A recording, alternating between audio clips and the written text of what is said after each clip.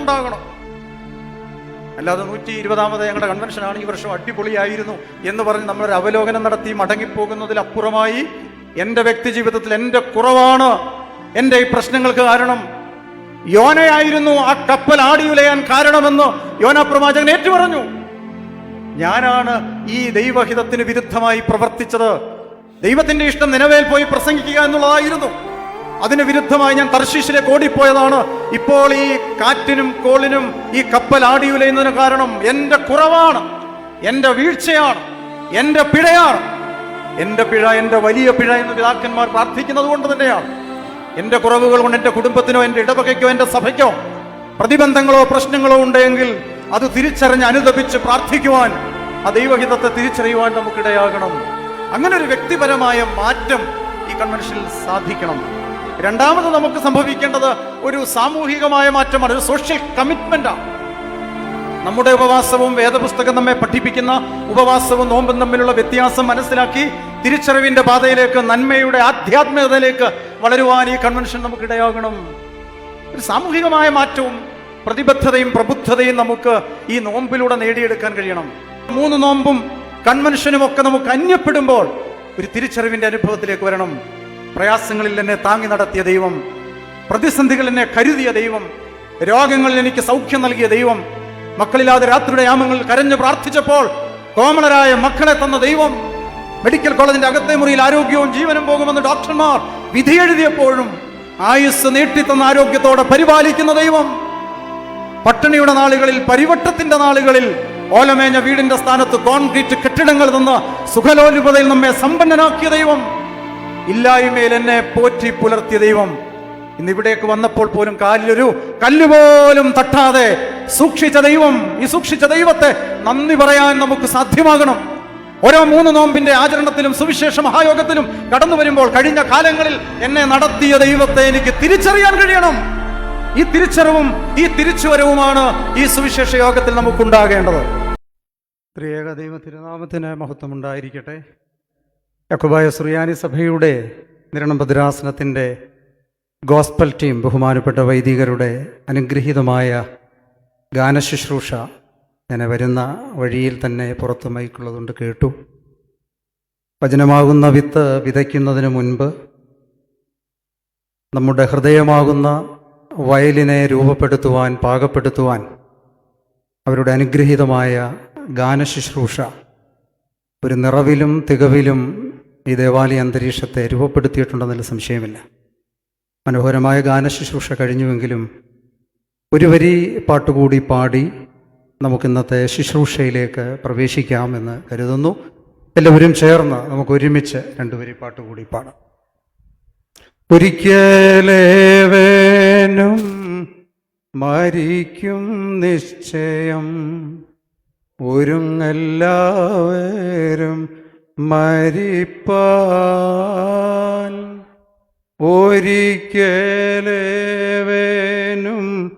മരിക്കും നിശ്ചയം, ഒരുങ്ങെല്ലാവരും മരിപ്പാൻ.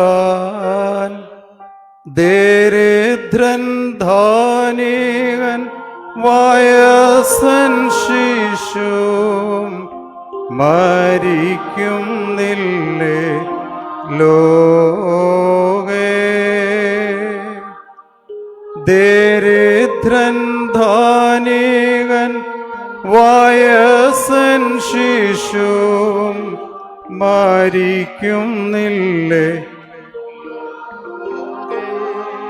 ഒന്നും നാമീഹേ കൊണ്ടുവന്നില്ല, ഒന്നും കൂടാതെ പോകും.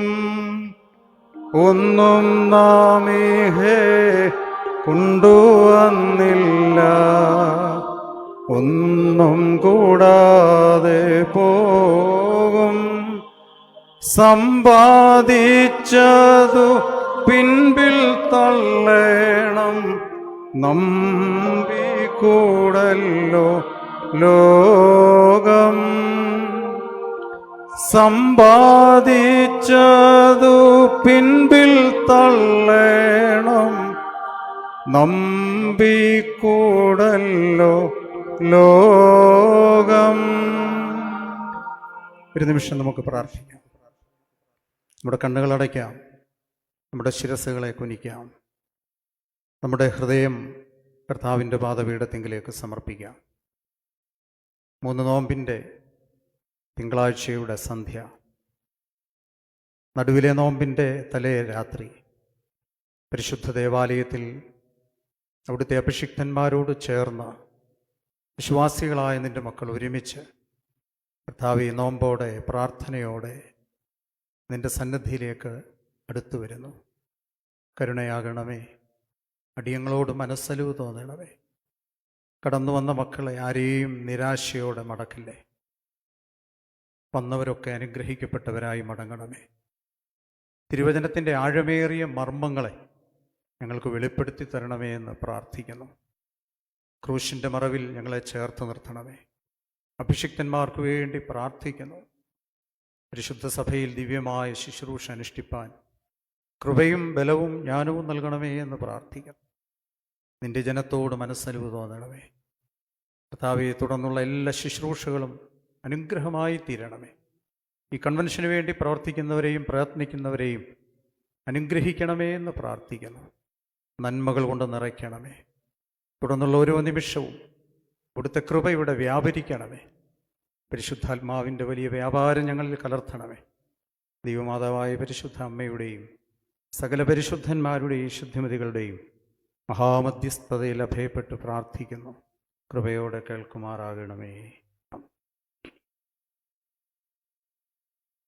ഏറെ ആദരണീയനായ നിരണം ഭദ്രാസനത്തിൻ്റെ അഡ്മിനിസ്ട്രേറ്ററും ഇടവകയുടെ വികാരിയുമായ വന്യ ദിവ്യശ്രീ പഞ്ഞിക്കാട്ടിൽ ജോയ്ക്കുട്ടി കോറപ്പിസ്കോപ്പ, നിരണം ഭദ്രാസനത്തിൻ്റെ സെക്രട്ടറി ബഹുമാനപ്പെട്ട റോജനച്ചൻ, ഇടവകയുടെ സഹവികാരി ബഹുമാനപ്പെട്ട ജെയിംസ് ജോർജച്ചൻ, മുതിർന്ന വൈദികനും കാവുംഭാഗം പള്ളി വികാരിയുമായ ബഹുമാനപ്പെട്ട മത്തിയാസ് കാവുങ്കലച്ചൻ, ബഹുമാനപ്പെട്ട സാബു യോഹന്നാനച്ചൻ, ബഹുമാനപ്പെട്ട ഗീവർഗീസ് കോശിയച്ചൻ, ബഹുമാനപ്പെട്ട അഡ്വക്കേറ്റ് സാം ജോർജ് ഷമ്മാശൻ, ബഹുമാനപ്പെട്ട ബിബിനച്ചൻ, അന്യരായ വൈദിക ശ്രേഷ്ഠരെ, ഈ കുളക്കാട് കൺവെൻഷൻ്റെ ഭാരവാഹിത്വം വഹിക്കുന്ന ബഹുമാന്യ വ്യക്തിത്വങ്ങൾ, യാക്കോബായ സുറിയാനി സഭയുടെ നിരണം ഭദ്രാസനത്തിൻ്റെ വിവിധ പള്ളികളിൽ നിന്ന് കടന്നു വന്നിട്ടുള്ള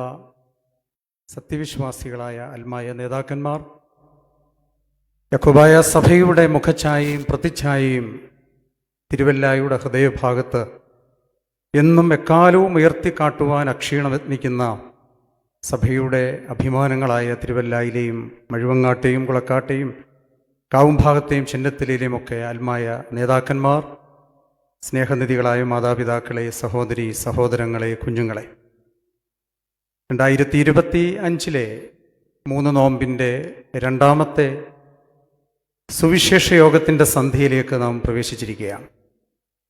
കുളക്കാട് കൺവെൻഷൻ ചരിത്രപ്രസിദ്ധമാവുകയാണ്. മറ്റൊന്നും കൊണ്ടുമല്ല, യാക്കോബായ സുറിയാനി സഭയിൽ ഒരുപാട് സ്ഥലങ്ങളിൽ കൺവെൻഷനുകൾ ഉണ്ടെങ്കിലും 120 വർഷം പൂർണ്ണമാകുന്ന ഒരു കൺവെൻഷൻ തിരുവല്ലയ്ക്ക് അഭിമാനിക്കാം.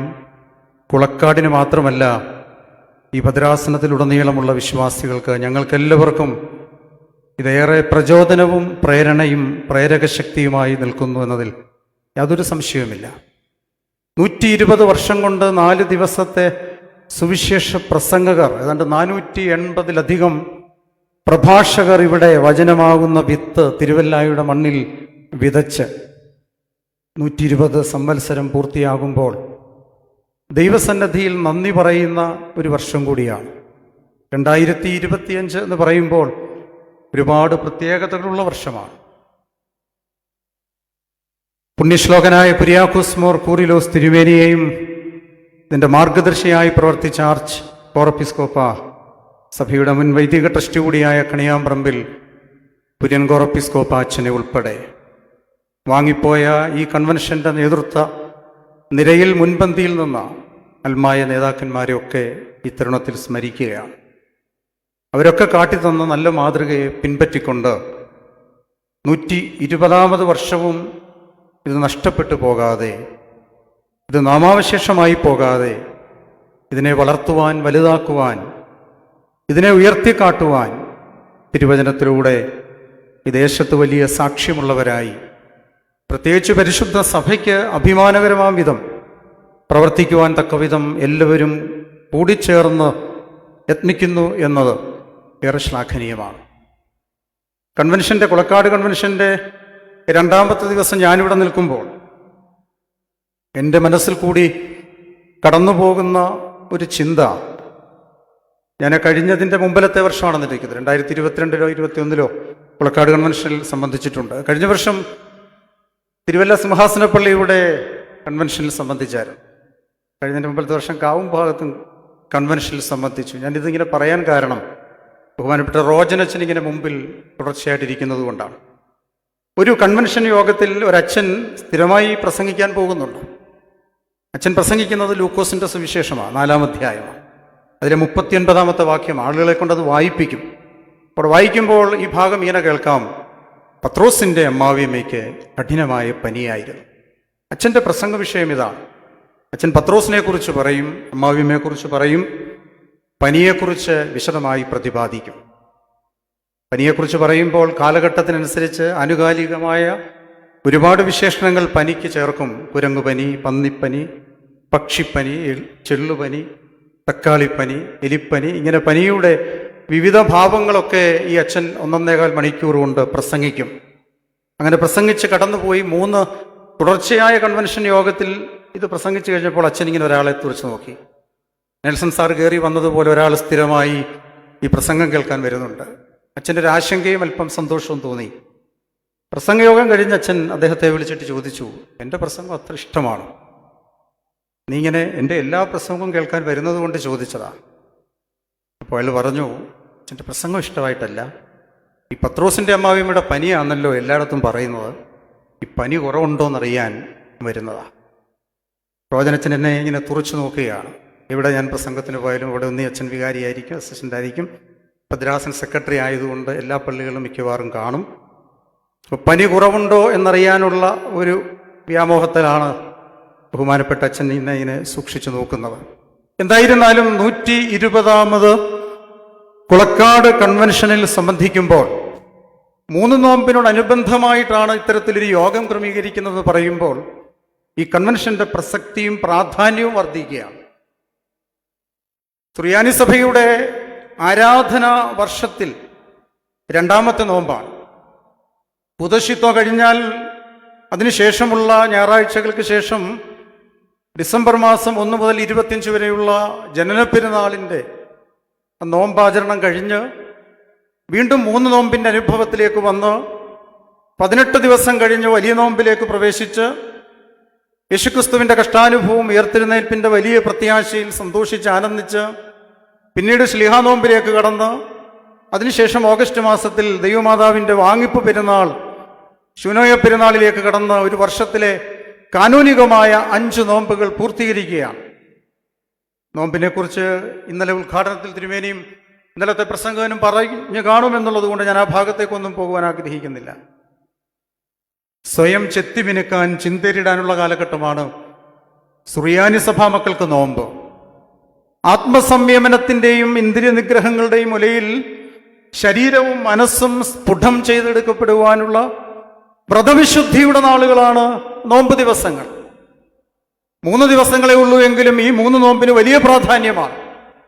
അനുതാപത്തിൻ്റെ, പ്രാർത്ഥനയുടെ, വ്രതവിശുദ്ധിയുടെ, യാമനമസ്കാരങ്ങളുടെ, കുമ്പിടിലിൻ്റെ ഒക്കെ സഹനത്തിൻ്റെ പാതയിലൂടെ കടന്ന് നിലവിളിക്കുന്ന 3 ദിവസങ്ങളിൽ ദൈവാനുഗ്രഹങ്ങൾ ജീവിതത്തിൽ പ്രാപ്യമാക്കുവാൻ പറ്റിയ 3 നല്ല സുദിനങ്ങൾ. எனவே നോമ്പിൻ്റെ പശ്ചാത്തലവും സാഹചര്യമൊന്നും ഇവിടെ തിരുവല്ലായിൽ വന്ന് പ്രസംഗിക്കേണ്ട ആവശ്യമില്ല. കാരണം 120ാമത് കൺവെൻഷനാണ്. ഈ 120 വർഷം കൊണ്ടും 3 നോമ്പിൻ്റെ പ്രാധാന്യവും പ്രസക്തിയും അതിൻ്റെ സാധ്യതകളും അതിൻ്റെ അനുഗ്രഹ ആശീർവാദങ്ങളുമൊക്കെ ഏറെ കേട്ടവരും പ്രാപിച്ചവരുമാണ്. നിനവയിലേക്ക് പോകേണ്ടുന്ന യോന ദൈവകൽപ്പനയെ നിഷേധിച്ചുകൊണ്ട് തർശീശിലേക്ക് പോകുന്നതാണ് പ്രശ്നം. ദൈവകൽപ്പനയെ ധിക്കരിച്ചും മറുതലിച്ചും മത്സരിച്ചും പിന്മാറി മറ്റൊരു സ്ഥലത്തേക്ക് മാറ്റപ്പെടുമ്പോൾ അവിടെ ദൈവം അവൻ പദ്ധതി അനുസരിച്ച് യോനായെ പിന്തുടരുകയാണ്. കാറ്റും കോളും ഈ കപ്പലിന്മേൽ ആഞ്ഞടിക്കുമ്പോൾ കപ്പലിന്റെ അടിത്തട്ടിൽ സുഖമായി ഉറങ്ങിക്കിടക്കുന്ന യോനായെ വേദപുസ്തകത്തിൽ നമുക്ക് കാണാൻ കഴിയും. യോനായുടെ പുസ്തകം 1, 2, 3 അധ്യായങ്ങൾ വായിച്ച് പൂർത്തീകരിക്കുമ്പോൾ നമുക്കവിടെ ചില നിലവിളികളെ കാണാൻ കഴിയും. കപ്പലിനുള്ളിലുള്ളവർ അവരവരുടെ ദേവന്മാരോട് നിലവിളിച്ചു. ഒടുവിൽ യോനായെയാണ് ഈ പ്രശ്നത്തിന്റെ കാരണക്കാരൻ തിരിച്ചറിഞ്ഞപ്പോൾ കപ്പലിലുള്ളവർ മുഴുവൻ യഹോവയോട് നിലവിളിക്കുന്ന സാഹചര്യത്തിലേക്ക് മാറ്റപ്പെടുന്നു. യോനായുടെ പുസ്തകം 2-ാം അധ്യായം 2-ാമത്തെ വാക്യം പഠിക്കുമ്പോൾ അവിടെ യോന നിലവിളിക്കുന്നു. യോനായുടെ പുസ്തകം 3-ാം അധ്യായത്തിന്റെ 5-ാമത്തെ വാക്യത്തിലേക്ക് വരുമ്പോൾ നിനവേ നിവാസികൾ നിലവിളിക്കുന്നു. നിലവിളിയുടെ ശബ്ദം ദൈവസന്നിധിയിൽ എത്തപ്പെട്ടപ്പോൾ സ്വർഗം തുറന്ന് അനുഗ്രഹത്തിന്റെ പന്ഥാവിനെ തുറന്ന് ദൈവകൃപയിൽ പാപബോധത്തോടെ, പ്രായശ്ചിത്തത്തോടെ, അനുതാപത്തോടെ, ആശയോടെ, ആഗ്രഹത്തോടെ കടന്നു വരുന്നവർക്ക് കരുണ കൊടുക്കുന്ന നീതിയുള്ള ന്യായാധിപനായ ദൈവത്തെ കണ്ട ദിവസങ്ങൾ. 3 നോമ്പിന്റെ നമ്മുടെ അനുഭവവും അത്തരത്തിലാകണം.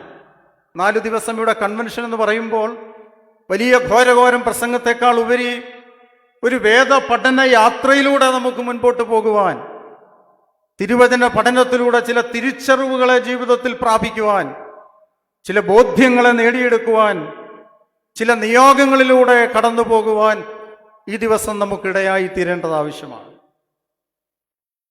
ചിന്തകൾ ഇവിടെ പുരുഷന്മാരുടെ ഭാഗത്ത് ഇപ്പം നെൽസൺ സാറോട് വന്നപ്പോൾ 81 പേരിരിപ്പുണ്ട്. 4-5 സ്ത്രീകൾ ബാക്കിൽ ഉള്ള അവരെയും കൂടെ കൂട്ടി. ഈ വശത്തും ഏതാണ്ട് 86 പേരുണ്ട്. 175, 180 കസേര ഇട്ടിട്ടുണ്ട്. 7 കസേര ഇവിടെ ബ്ലാങ്കായിട്ട് കിടക്കുകയാണ്. ചില ആളുകൾ പടിഞ്ഞാറ് വശത്തുണ്ട്, ചില ആളുകൾ വലതുവശത്തുണ്ട്. എല്ലാം കൂടെ ഒരു 212 പേർ ഈ പള്ളിക്കകത്തും പുറത്തുമായിട്ടുണ്ട്. 212 പേരുടെയും ചിന്ത ഒന്നല്ല. വ്യത്യസ്തങ്ങളായ ചിന്തകളോടെ ഇവിടെ ഇരിക്കുന്നവരെയാണ് ഞാൻ കാണുന്നത്. എന്നാൽ സുവിശേഷ യോഗത്തിൽ സംബന്ധിക്കുമ്പോൾ ചിന്തകൾക്കൊരു ഏകീകരണം ഉണ്ടാകണം, ചിന്തകൾക്കൊരു വിശുദ്ധി ഉണ്ടാകണം.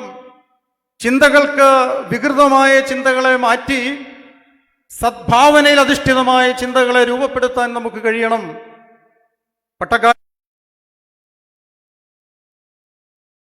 നമ്മുടെ ബോധങ്ങളും വിചാരങ്ങളും ഹൃദയങ്ങളും ഉയരങ്ങളിൽ പിതാവാം ദൈവത്തിൻ്റെ വലതുഭാഗത്ത് മിശിഹാതമ്പുരാൻ എഴുന്നള്ളിയിരിക്കുന്ന ആ മഹോന്നതങ്ങളിലായിരിക്കണം.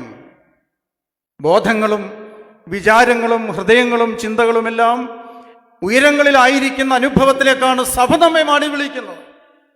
അതുകൊണ്ട് വേദവചന പഠനത്തിലും ആരാധനയിലിരിക്കുമ്പോഴും ചിന്തകൾക്കൊരു ഉയർച്ചയുണ്ടാകണം, ചിന്തകൾക്ക് ഒരു വളർച്ചയുണ്ടാകണം.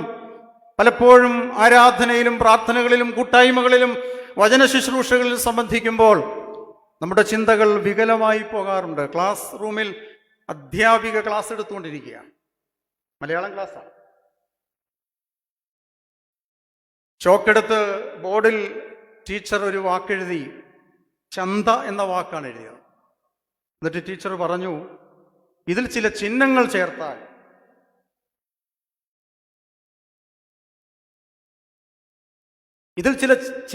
ചേർത്താൽ ഈ വാക്കിൻ്റെ അർത്ഥം മാറും. എന്നിട്ട് അവർ ചോക്കെടുത്തിട്ട് പറഞ്ഞു, ഈ വാക്കിനോട് ചേർത്ത് ഞാനൊരു അനുസ്വാരം ചേർക്കുകയാണ്. അനുസ്വാരം എന്ന് പറഞ്ഞാൽ 0. ഒരു അനുസ്വാരം ചേർത്താൽ ഈ വാക്ക് എന്തായിത്തീരും? ചന്ത എന്ന വാക്കിൻ്റെ അറ്റത്ത് അവർ അനുസ്വാരം ചേർത്ത് ടീച്ചർ കുട്ടികൾ ആർത്തു വിളിച്ചു പറഞ്ഞു, ചന്തം. ഒരു നിമിഷത്തെ മൗനത്തിന് ശേഷം ടീച്ചർ വീണ്ടും കുട്ടികളായിട്ട് പറഞ്ഞു, ഞാനിപ്പോൾ അത് മാറ്റിയിട്ട് ഒരു വള്ളിയിട്ടാൽ എന്തായി മാറും? ക്ലാസ് മുറിയിൽ ഒരു ആരവമുയർന്നു. ഇവിടെ ചിലർക്ക് ചിരിക്കാൻ തുടങ്ങിയതുപോലെ തന്നെ ക്ലാസ് മുറികളിലും ചില ചിരികൾ ഉയർന്നു. വികൃതി കുട്ടികൾ ആർത്തിരമ്പി, പഠിപ്പിസ്റ്റുകൾ മുഖം പൊത്തി, പെൺകുട്ടികൾ ഇതെന്താണെന്നുള്ള ചിന്തയിലിരുന്നു. ടീച്ചർക്ക് കാര്യം മനസ്സിലായി. ടീച്ചർ പറഞ്ഞു, നിങ്ങളാരും പറയണ്ട, ഞാൻ തന്നെ എഴുതാമെന്ന് പറഞ്ഞ് അനുസ്വാരം മാറ്റി ചായയുടെ വലതുവശത്തൊരു വള്ളിയിട്ടു. കുട്ടികൾ, മുഖം പൊത്തിയ കുട്ടികൾ ബോർഡിലേക്ക് സൂക്ഷിച്ചു നോക്കി. അവർ ഉച്ചത്തിൽ പറഞ്ഞു, ചിന്ത. ടീച്ചർ പറഞ്ഞു, ഇത് തന്നെയാണ് നമ്മുടെ പ്രശ്നം. വള്ളിയിട്ടാൽ അർത്ഥം മാറുമെന്ന് പറഞ്ഞപ്പോൾ നിങ്ങൾ മറ്റു പല ചിന്തകളിലേക്ക് നിങ്ങളുടെ മനസ്സിനെയും നിങ്ങളുടെ ഹൃദയത്തെയും കൂട്ടിക്കൊണ്ടുപോയതുകൊണ്ടാണ് ക്ലാസ് മുറിയിൽ ആരവമുയർന്നത്. പലപ്പോഴും നമ്മുടെയൊക്കെ ചിന്തകൾ ഇത്തരത്തിൽ വികലവും വികൃതവുമായി മാറ്റപ്പെടുമ്പോൾ, സാമൂഹികമായ നന്മയിൽ അധിഷ്ഠിതമായി, പ്രതിബദ്ധതയിൽ അധിഷ്ഠിതമായി, പ്രബുദ്ധതയിൽ അധിഷ്ഠിതമായി, ദൈവകൃപയിൽ ആശ്രയിച്ചുകൊണ്ട് മാനസാന്തരത്തിൻ്റെയും രൂപാന്തരത്തിൻ്റെയും അനുഭവത്തിലേക്ക് വരുവാൻ നമ്മുടെ ഈ കൂടിവരവും കൂട്ടായ്മയും വചനശുശ്രൂഷയും മുഖാന്തരമാകണം. ഒരു രൂപാന്തരത്തിൻ്റെ പാതയിലേക്ക് വളരുവാൻ നമ്മുടെ 120ാമത് കുളക്കാട് കൺവെൻഷൻ ഇടയാകണം. ഈ വർഷത്തെ 3 നോമ്പ് അതിന് മുഖാന്തരമാകണം. റോമർക്കെഴുതിയ ലേഖനം, പരിശുദ്ധനായ പൗലോസ് അപ്പോസ്തലൻ റോമർക്കെഴുതിയ ലേഖനം 12ാമത്തെ അധ്യായത്തിൻ്റെ 1ാമത്തെ വാക്യം പഠിക്കുമ്പോൾ അവിടെ നമ്മെ ഇപ്രകാരം ഓർമ്മിപ്പിക്കുന്നുണ്ട്: എൻ്റെ സഹോദരന്മാരെ, നിങ്ങളോട് ഞാൻ മനസ്സലിവോടുകൂടി ഓർമ്മിപ്പിക്കുന്നത് എന്താ? നിങ്ങൾ ബുദ്ധിയുള്ള ഏതോസ്തമുണ്ടോ അത് തുറക്കാനുള്ളതാ. ബാഗിൽ നിന്ന് എടുത്താട്ടെ, എന്നിട്ട് അത് തുറന്നിട്ട് 12ാം അധ്യായത്തിന്റെ 1ാമത്തെ വാക്യം വായിച്ചൊന്ന് സഹായിച്ചാൽ എനിക്ക്. സഹോദരന്മാരെ, ദൈവത്തിന്റെ കരുണയാൽ ഞാൻ നിങ്ങളോട് അപേക്ഷിക്കുന്നു, നിങ്ങൾ നിങ്ങളുടെ ശരീരങ്ങളെ ബുദ്ധിപൂർവകമായ ശുശ്രൂഷ വഴിയായി ജീവനുള്ളതും പരിശുദ്ധവും ദൈവത്താൽ സ്വീകാര്യവുമായ ബലിയായി സമർപ്പിക്കണം. നിങ്ങൾ ഈ ലോകത്തോട് അനുരൂപരാകരുത്, പിന്നെയോ നിങ്ങളുടെ മനസ്സിന്റെ പുതുക്കത്താൽ രൂപാന്തരപ്പെടണം. നല്ലതും സ്വീകാര്യവും പരിപൂർണവുമായ ദൈവതിരുഹിതം എന്താകുന്നുവെന്ന് വിവേചിച്ചറിയുവിൻ. എനിക്ക് നൽകപ്പെട്ടിട്ടുള്ള കൃപ മുഖാന്തരം മതി. നന്മയുള്ള, പൂർണ്ണതയുള്ള, ദൈവപ്രസാദമുള്ള ദൈവഹിതം എന്തെന്ന് തിരിച്ചറിയേണ്ടതിന് മനസ്സ് പുതുക്കി രൂപാന്തരപ്പെടണം. എങ്ങനെ രൂപാന്തരപ്പെടാനാണ് പറയുന്നത്? ദൈവഹിതം എന്തെന്ന് തിരിച്ചറിയേണ്ടതിന്, എന്നെക്കുറിച്ചുള്ള ദൈവത്തിൻ്റെ ഇഷ്ടമെന്തെന്ന് തിരിച്ചറിയാൻ എനിക്കൊരു രൂപാന്തരം സംഭവിക്കണം മനസ്സിന്. അതിനെയാണ് മാനസാന്തരം എന്ന് പറയുന്നത്, മെറ്റനോയ. ഒരു മാനസാന്തരത്തിൻ്റെ അനുഭവത്തിലേക്ക് വരണമെങ്കിൽ ബുദ്ധിയുള്ള ആരാധനയായി ദൈവത്തിന് എന്നെ തന്നെ സമർപ്പിക്കുന്ന ഒരു സമർപ്പണത്തിൻ്റെ അനുഭവത്തിലേക്ക് വരണം. എന്താ ദൈവഹിതം? 1 തെസ്സലോനിക്കർക്ക് എഴുതിയ ലേഖനം 5ാമത്തെ അധ്യായത്തിന്റെ 14ാമത്തെ വാക്യം മുതൽ വായിക്കുമ്പോൾ അവിടെ കാണുവാൻ കഴിയും.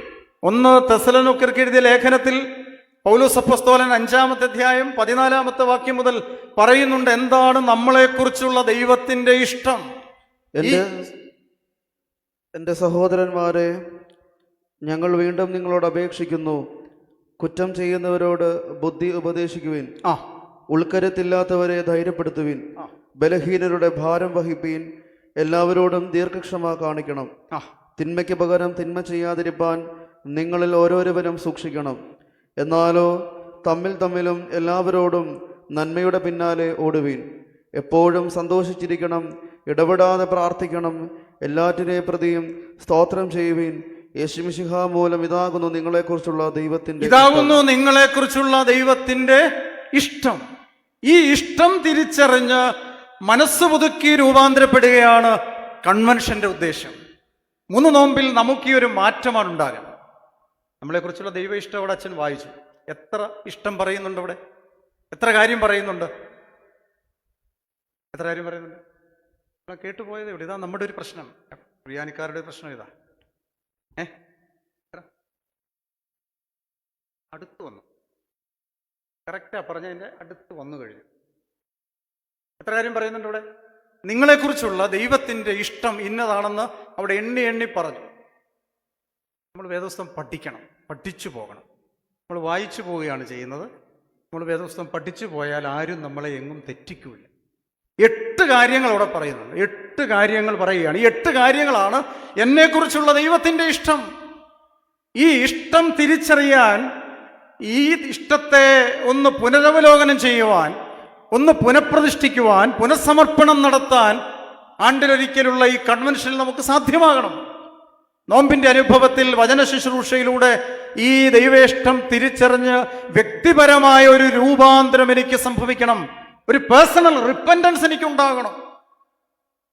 അല്ലാതെ 120ാമത് ഞങ്ങളുടെ കൺവെൻഷനാണ്, ഈ വർഷം അടിപൊളിയായിരുന്നു എന്ന് പറഞ്ഞ് നമ്മളൊരു അവലോകനം നടത്തി മടങ്ങിപ്പോകുന്നതിലപ്പുറമായി എൻ്റെ വ്യക്തി ജീവിതത്തിൽ എൻ്റെ കുറവാണ് എൻ്റെ ഈ പ്രശ്നങ്ങൾക്ക് കാരണം. യോനയായിരുന്നു ആ കപ്പൽ ആടിയുലയാൻ കാരണമെന്ന് യോനാ പ്രവാചകൻ ഏറ്റുപറഞ്ഞു. ഞാനാണ് ഈ ദൈവഹിതത്തിന് വിരുദ്ധമായി പ്രവർത്തിച്ചത്. ദൈവത്തിൻ്റെ ഇഷ്ടം നിനവേൽ പോയി പ്രസംഗിക്കുക എന്നുള്ളതായിരുന്നു. അതിന് വിരുദ്ധമായി ഞാൻ തർശീശിലേക്ക് ഓടിപ്പോയതാണ്. ഇപ്പോൾ ഈ കാറ്റിനും കോളിനും ഈ കപ്പൽ ആടിയുലയുന്നതിന് കാരണം എൻ്റെ കുറവാണ്, എൻ്റെ വീഴ്ചയാണ്, എൻ്റെ പിഴയാണ്. എൻ്റെ പിഴ, എൻ്റെ വലിയ പിഴ എന്ന് പിതാക്കന്മാർ പ്രാർത്ഥിക്കുന്നത് കൊണ്ട് തന്നെയാണ്. എൻ്റെ കുറവുകൾ കൊണ്ട് എൻ്റെ കുടുംബത്തിനോ എൻ്റെ ഇടവകയ്ക്കോ എൻ്റെ സഭയ്ക്കോ പ്രതിബന്ധങ്ങളോ പ്രശ്നങ്ങളോ ഉണ്ടെങ്കിൽ അത് തിരിച്ചറിഞ്ഞ് അനുതപിച്ച് പ്രാർത്ഥിക്കുവാൻ, ആ ദൈവഹിതത്തെ തിരിച്ചറിയുവാൻ നമുക്കിടയാകണം. അങ്ങനെ ഒരു വ്യക്തിപരമായ മാറ്റം ഈ കൺവെൻഷനിൽ സാധിക്കണം. രണ്ടാമത് നമുക്ക് സംഭവിക്കേണ്ടത് ഒരു സാമൂഹികമായ മാറ്റമാണ്, ഒരു സോഷ്യൽ കമ്മിറ്റ്മെന്റാണ്. യെശയ്യാപ്രവാചകന്റെ പുസ്തകം പഠിക്കുമ്പോൾ അവിടെ കാണാൻ കഴിയും. 58 അധ്യായത്തിന്റെ 6 മുതൽ 9 വരെയുള്ള ഭാഗം പഠിക്കുമ്പോൾ, വേദപുസ്തകം വായിക്കുമ്പോൾ ശ്രദ്ധിച്ചിരിക്കണം. യെശയ്യാപ്രവാചകന്റെ പുസ്തകം 58 അധ്യായത്തിന്റെ 6 മുതൽ 9 വരെയുള്ള ഭാഗം പഠിക്കുമ്പോൾ അവിടെ നമ്മെക്കുറിച്ചുള്ള ദൈവത്തിന്റെ ഇഷ്ടം പറയുന്നുണ്ട്. വായിച്ചു.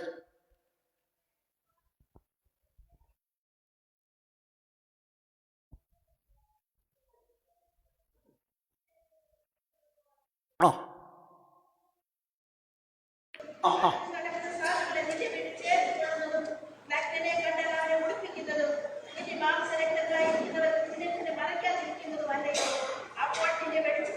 അപ്പോൾ നിന്റെ വെളിച്ചം ഉഷസ് പോലെ ഉദിക്കും, നീ വിളിക്കുമ്പോൾ ഞാൻ ഉത്തരമരുളും, എന്റെ മഹത്വം നിനക്ക് പിമ്പടയായിരിക്കും. ദൈവത്തിന് ഇഷ്ടമുള്ള ഉപവാസത്തെക്കുറിച്ച് അവിടെ പറഞ്ഞു. അവിടെ എത്ര കാര്യം പറയുന്നുണ്ട്? അവിടെയും ചില കാര്യങ്ങൾ ഇപ്പോൾ വായിച്ചു കേട്ടായിരുന്നു. എത്ര കാര്യം പറയുന്നുണ്ട്? നുകത്തിന്റെ അമ്മിക്കരുകളെ പൊട്ടിക്കുക, പിന്നെ നഗ്നനെ കണ്ടാൽ ഉടുപ്പിക്കുക, വിശക്കുന്നതിന് അപ്പം കൊടുക്കുക, ദാഹിക്കുന്നതിന് വെള്ളം കൊടുക്കുക, അനാഥനെ കണ്ടാൽ ചേർത്ത് പിടിക്കുക, കുറേ കാര്യങ്ങൾ അവിടെ പറയുന്നു. അന്യായ ബന്ധനങ്ങൾ അഴിക്കുക, 8 കാര്യങ്ങൾ അവിടെയും പറയുന്നു. എന്നിട്ട് പറയുന്നു, ഇതാണ് എനിക്കിഷ്ടമുള്ള ഉപവാസം, ഇതാണ് ദൈവത്തിൻ്റെ ഇഷ്ടം. നമ്മുടെ ഉപവാസവും വേദപുസ്തകം നമ്മെ പഠിപ്പിക്കുന്ന ഉപവാസവും നോമ്പും തമ്മിലുള്ള വ്യത്യാസം മനസ്സിലാക്കി തിരിച്ചറിവിന്റെ പാതയിലേക്ക്, നന്മയുടെ ആധ്യാത്മികതയിലേക്ക് വളരുവാൻ ഈ കൺവെൻഷൻ നമുക്കിടയാകണം. ഒരു സാമൂഹികമായ മാറ്റവും പ്രതിബദ്ധതയും പ്രബുദ്ധതയും നമുക്ക് ഈ നോമ്പിലൂടെ നേടിയെടുക്കാൻ കഴിയണം. തിരക്കിട്ട ഒരു ഗ്രാമപ്രദേശം, അതിൻ്റെ ഒരു കോണിൽ, ഒരു പ്രാന്തപ്രദേശത്ത് ഒരു വൃദ്ധൻ കിടക്കുകയാണ്. ഭാര്യ മരണപ്പെട്ടിട്ട് 7 മാസമായി, മക്കളില്ലായിരുന്നു. പക്ഷേ ഇദ്ദേഹം തീർത്തും അവശനാണ്, ക്ഷീണിതനാണ്. നോക്കാനും കാണാനും ഒന്നും ആരുമില്ലാതെ ആ ഒരു ഓലമേഞ്ഞ കുടിലിൻ്റെ കോണിൽ ഈ മനുഷ്യൻ കിടക്കുകയാണ്. പഞ്ചായത്ത് തെരഞ്ഞെടുപ്പ് വന്നപ്പോൾ വോട്ടിന് വേണ്ടി ചില പാർട്ടിക്കാരവിടെ ചെന്നു. എന്നപ്പോഴാണ് ഈ മനുഷ്യൻ അവിടെ ഇങ്ങനെ കുനിഞ്ഞ് കൂനിക്കിടക്കുന്ന കാഴ്ച കണ്ടത്. അവരദ്ദേഹത്തെ തൊട്ടു, തലോടി. അവർക്ക് മനസ്സിലായി ഈ മനുഷ്യനെ കൊണ്ട് വോട്ടിന് വലിയ പ്രയോജനമൊന്നുമില്ല. അവർ പറഞ്ഞു, ഞങ്ങൾ പഞ്ചായത്തിലെ ഡോക്ടറുടെ അടുത്ത് എന്ന് പറയാം, ഡോക്ടറെ ഇങ്ങോട്ട് വരുത്തിക്കാം. അവരവരുടെ പാട് നോക്കിപ്പോയി. പക്ഷെ പിറ്റേ ദിവസം അവരിൽ ഒരാൾ ചെന്ന് പഞ്ചായത്ത് ഡോക്ടറെ അടുത്ത് എന്നിട്ട് പറഞ്ഞു, ഡോക്ടർ ഈ വൃദ്ധനെ കാണാൻ വന്നു. വൃദ്ധനെ കണ്ടു, അദ്ദേഹത്തെ പരിശോധിച്ചു. ആകമാനം പരിശോധന നടത്തിയിട്ട് ഒരു കുറിപ്പെഴുതി, മരുന്നിൻ്റെ കുറിപ്പടി എടുത്ത് ഈ വൃദ്ധൻ്റെ കയ്യിൽ കൊടുത്തു. വൃദ്ധൻ അത് തലയിണയുടെ കീഴിൽ വെച്ചു. വാങ്ങിക്കൊടുക്കാൻ ആരുമില്ല. ആ മരുന്ന് വായിലേക്ക് മേടിച്ചു കൊടുത്ത് അദ്ദേഹത്തിന് ശുശ്രൂഷ ചെയ്യുവാൻ ആരുമില്ല. അങ്ങനെ 2-3 ദിവസം കഴിഞ്ഞ് വീണ്ടും വൃദ്ധൻ അവശ്യതയിലേക്ക് നീങ്ങുകയാണ്. 3-ാമത്തെ ദിവസം ഒരു പാസ്റ്റർ വഴി കടന്നു വന്നു. പാസ്റ്റർ പറഞ്ഞു, ആ വീട്ടിൽ കയറി. അവിടെ കയറി ഒരു ദീർഘമായ പ്രാർത്ഥന നടത്തിയതിനു ശേഷം അദ്ദേഹത്തെ തൊട്ട് തലോടിയിട്ട് പറഞ്ഞു, ഞാൻ വീട്ടിൽ പോയിട്ട് കുടുംബമായി നിങ്ങൾക്ക് വേണ്ടി പ്രാർത്ഥിക്കും. ആ സമയത്തും തലയിണക്കീഴിൽ മരുന്നിൻ്റെ കുറിപ്പടി ഇരിക്കുക.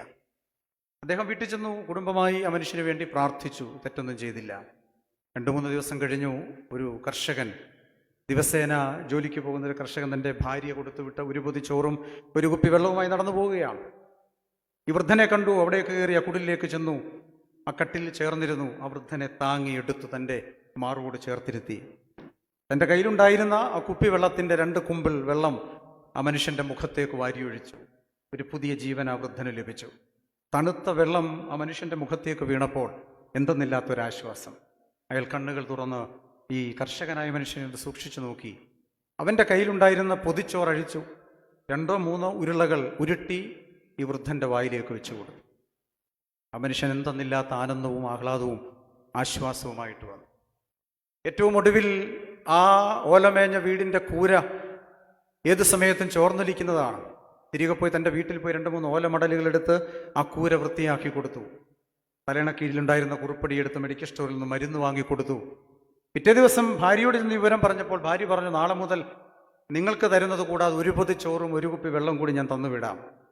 അദ്ദേഹത്തിൻ്റെ ഭാര്യ ഒരു പൊതി ചോറും ഒരു കുപ്പി വെള്ളവും കൊടുത്തു വിട്ടു. 3-4 ദിവസം ഈ പൊതിച്ചോറും ഈ കുപ്പിവെള്ളവും കഴിച്ചു. വൃദ്ധൻ എഴുന്നേൽക്കാൻ തുടങ്ങി. പഴയ ആരോഗ്യത്തിലേക്ക് തിരിച്ചു വന്നു. കട്ടിൽ കിടന്ന വൃദ്ധൻ മുറ്റത്തിറങ്ങി നടക്കാൻ തുടങ്ങി. പിന്നീട് റോഡിലേക്ക് ഇറങ്ങി നടക്കാൻ തുടങ്ങി. എല്ലാവരോടും പൂർണ്ണ ആരോഗ്യവാനായി സംസാരിച്ചു. മുൻപ് ചെന്ന രാഷ്ട്രീയ പ്രവർത്തകനും ഡോക്ടറും പാസ്റ്ററും ഒന്നും കുറ്റക്കാരല്ല. അവരൊക്കെ അവരവരുടെ ജോലി ചെയ്ത് നിവർത്തിച്ചു പോയി.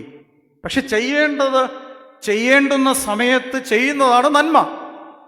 ആ നന്മയിൽ അധിഷ്ഠിതമായ ഒരു ആധ്യാത്മികതയിലേക്ക് വളരാൻ നോമ്പിൽ നമുക്ക് സാധ്യമാകണം.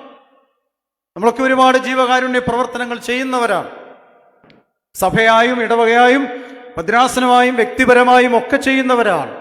ആ ചെയ്തലിൻ്റെ അനുഭവത്തിൽ നന്മയിലേക്ക് വളരുന്ന ഒരു ആത്മീകതയിലേക്ക് വരാൻ ഈ നോമ്പും ഈ കൺവെൻഷനും നമുക്കിടയായി തീരേണ്ടത് ആവശ്യമാണ്.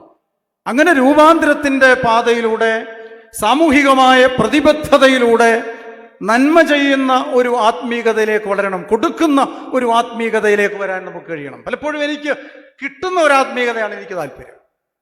പള്ളിയിൽ പോയാൽ എനിക്കെന്ത് കിട്ടും? പെരുന്നാളിന് പോയാൽ എനിക്കെന്ത് കിട്ടും? കുർബാനയിൽ സംബന്ധിച്ചാൽ എന്ത് കിട്ടും? റാസയ്ക്ക് കുരിശെടുത്താൽ എനിക്ക് എന്ത് കിട്ടും? കൊടയെടുത്താലും കൊടിയെടുത്താലും എനിക്ക് എന്ത് കിട്ടും? പള്ളിയിൽ പോയാലും പ്രാർത്ഥനയ്ക്ക് പോയാലും എനിക്ക് കിട്ടുന്ന ഒരു ആധ്യാത്മികത. എന്നാൽ കൊടുക്കുന്ന ഒരു ആത്മീയതയിലേക്ക് വളരാൻ ഈ നോമ്പ് നമ്മെ ക്ഷണിക്കുക. ലൂക്കോസിന്റെ സുവിശേഷം 9-ാം അധ്യായം പഠിക്കുമ്പോൾ നമുക്കറിയാം, സഖായിയെ കുറിച്ച് നമുക്കിവിടെ കാണാൻ കഴിയും. കൊടുക്കുന്ന ഒരു ആത്മീയതയിലേക്ക് സഖായി മാറ്റപ്പെട്ടു. റോമൻ ഗവൺമെന്റിന് വേണ്ടി ചുങ്കം പിരിക്കുന്നവൻ, അന്യായമായും അമിതമായും പിടിച്ചു പറിച്ച് ജനത്തെ ചൂഷണം ചെയ്യുന്നവനായിരുന്നു. യഹൂദ സമൂഹം അവന് ഭ്രഷ്ട് കൽപ്പിക്കപ്പെട്ടു. പക്ഷെ യേശുവിനെ കാണണമെന്ന് അവൻ ആഗ്രഹിച്ചപ്പോൾ അവനൊരു രൂപാന്തരം സംഭവിക്കുകയാണ്. അവനൊരു മാറ്റം സംഭവിക്കുകയാണ്. അവൻ വ്യക്തിപരമായ രൂപാന്തരത്തിലൂടെ വളർന്ന് സാമൂഹികമായൊരു പ്രതിബദ്ധതയിലേക്ക് അവൻ മാറ്റപ്പെട്ടു. അവൻ കർത്താവിനെ കണ്ടെത്തിയപ്പോൾ കർത്താവിൻ്റെ പാദപീഠത്തിങ്കൽ സമർപ്പിച്ചിട്ട് അവൻ പറയുകയാണ്, ഞാൻ അന്യായമായി അപഹരിച്ചെടുത്തിട്ടുള്ളത് 1-ന് 4 വീതം തിരിച്ചു കൊടുക്കും. എൻ്റെ വസ്തുവകളിൽ പകുതി വിറ്റ് ഞാൻ ദരിദ്രന്മാർക്ക് കൊടുക്കുന്നു. 1-ന് 4 വീതം മടക്കി കൊടുക്കുന്ന ഒരു ആധ്യാത്മികതയിലേക്ക് സഖായി മാറ്റപ്പെട്ടുവെങ്കിൽ, ക്രിസ്തുവിനെ കണ്ടപ്പോൾ ക്രിസ്തുവിനെ കണ്ടെത്തിയത് വഴി രൂപാന്തരത്തിന്റെ പന്ഥാവിലേക്ക് അവൻ ഉയർത്തപ്പെട്ടു. സാമൂഹികമായൊരു മാറ്റത്തിലേക്ക് അവൻ വളരപ്പെട്ടു. ഈ വളർച്ചയും ഈ രൂപാന്തരവും ഈ മാനസാന്തരവും ഈ പുനഃപ്രതിഷ്ഠയുമാണ് 120ാമത് കൺവെൻഷനിൽ എനിക്കുണ്ടാകേണ്ടത്, നമുക്കുണ്ടാകേണ്ടത്. തിരുവല്ലയിൽ ഒരു വലിയ വിപ്ലവം തന്നെ സംഭവിക്കണം.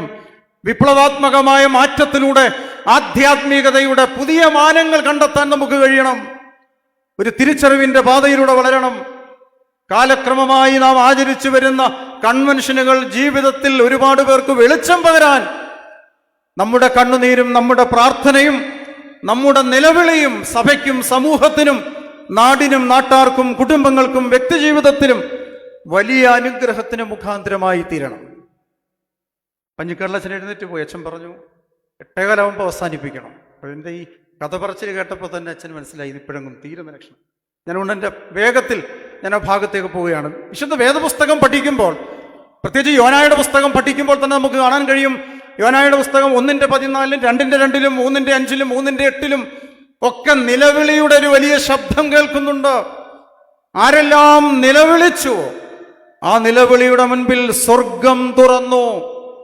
അവിടെയൊക്കെ കരുണ ലഭിച്ചു, അവിടെയൊക്കെ നീതി ലഭിച്ചുവെങ്കിൽ ഈ കാലഘട്ടത്തിലും 3 നോമ്പിന്റെ പ്രസക്തി വർദ്ധിച്ചു വരുന്നതിന്റെ കാരണം ആരെല്ലാം നിലവിളിക്കാൻ തയ്യാറാകുന്നുണ്ടോ ആ നിലവിളിയുടെ മുൻപിൽ ദൈവം കരുണ ചെയ്യുവാൻ തയ്യാറാണ്. വേദപുസ്തകത്തിൽ ഒരുപാട് നിലവിളികളെ കുറിച്ച് പറയുന്നുണ്ട്. സമയത്തിന്റെ പരിധിയിൽ നിന്നുകൊണ്ട് ഏതാനും നിലവിളികളെ കുറിച്ച് ചിന്തിക്കാമെന്ന് ആഗ്രഹിക്കുകയാണ്. പുറപ്പാട് പുസ്തകം 3-ാമത്തെ അധ്യായത്തിന്റെ 7-ാമത്തെ വാക്യം പഠിക്കുമ്പോൾ അവിടെ നമുക്കൊരു നിലവിളി കാണുവാൻ കഴിയും. പുറപ്പാട് 3:7. മോശ ദൈവത്തിങ്കിലേക്ക് നോക്കുവാൻ ഭയപ്പെട്ടതുകൊണ്ട് തൻ്റെ മുഖം മൂടി. കർത്താവ് പറഞ്ഞു, ഇസ്രായേലിൽ എൻ്റെ ജനത്തിൻ്റെ അടിമത്തം ഞാൻ കണ്ടു. വിചാരകന്മാരുടെ മുൻപിലുള്ള അവരുടെ നിലവിളി ഞാൻ കേട്ടു. അവരുടെ നിലവിളിയെ ഞാൻ കേട്ടു.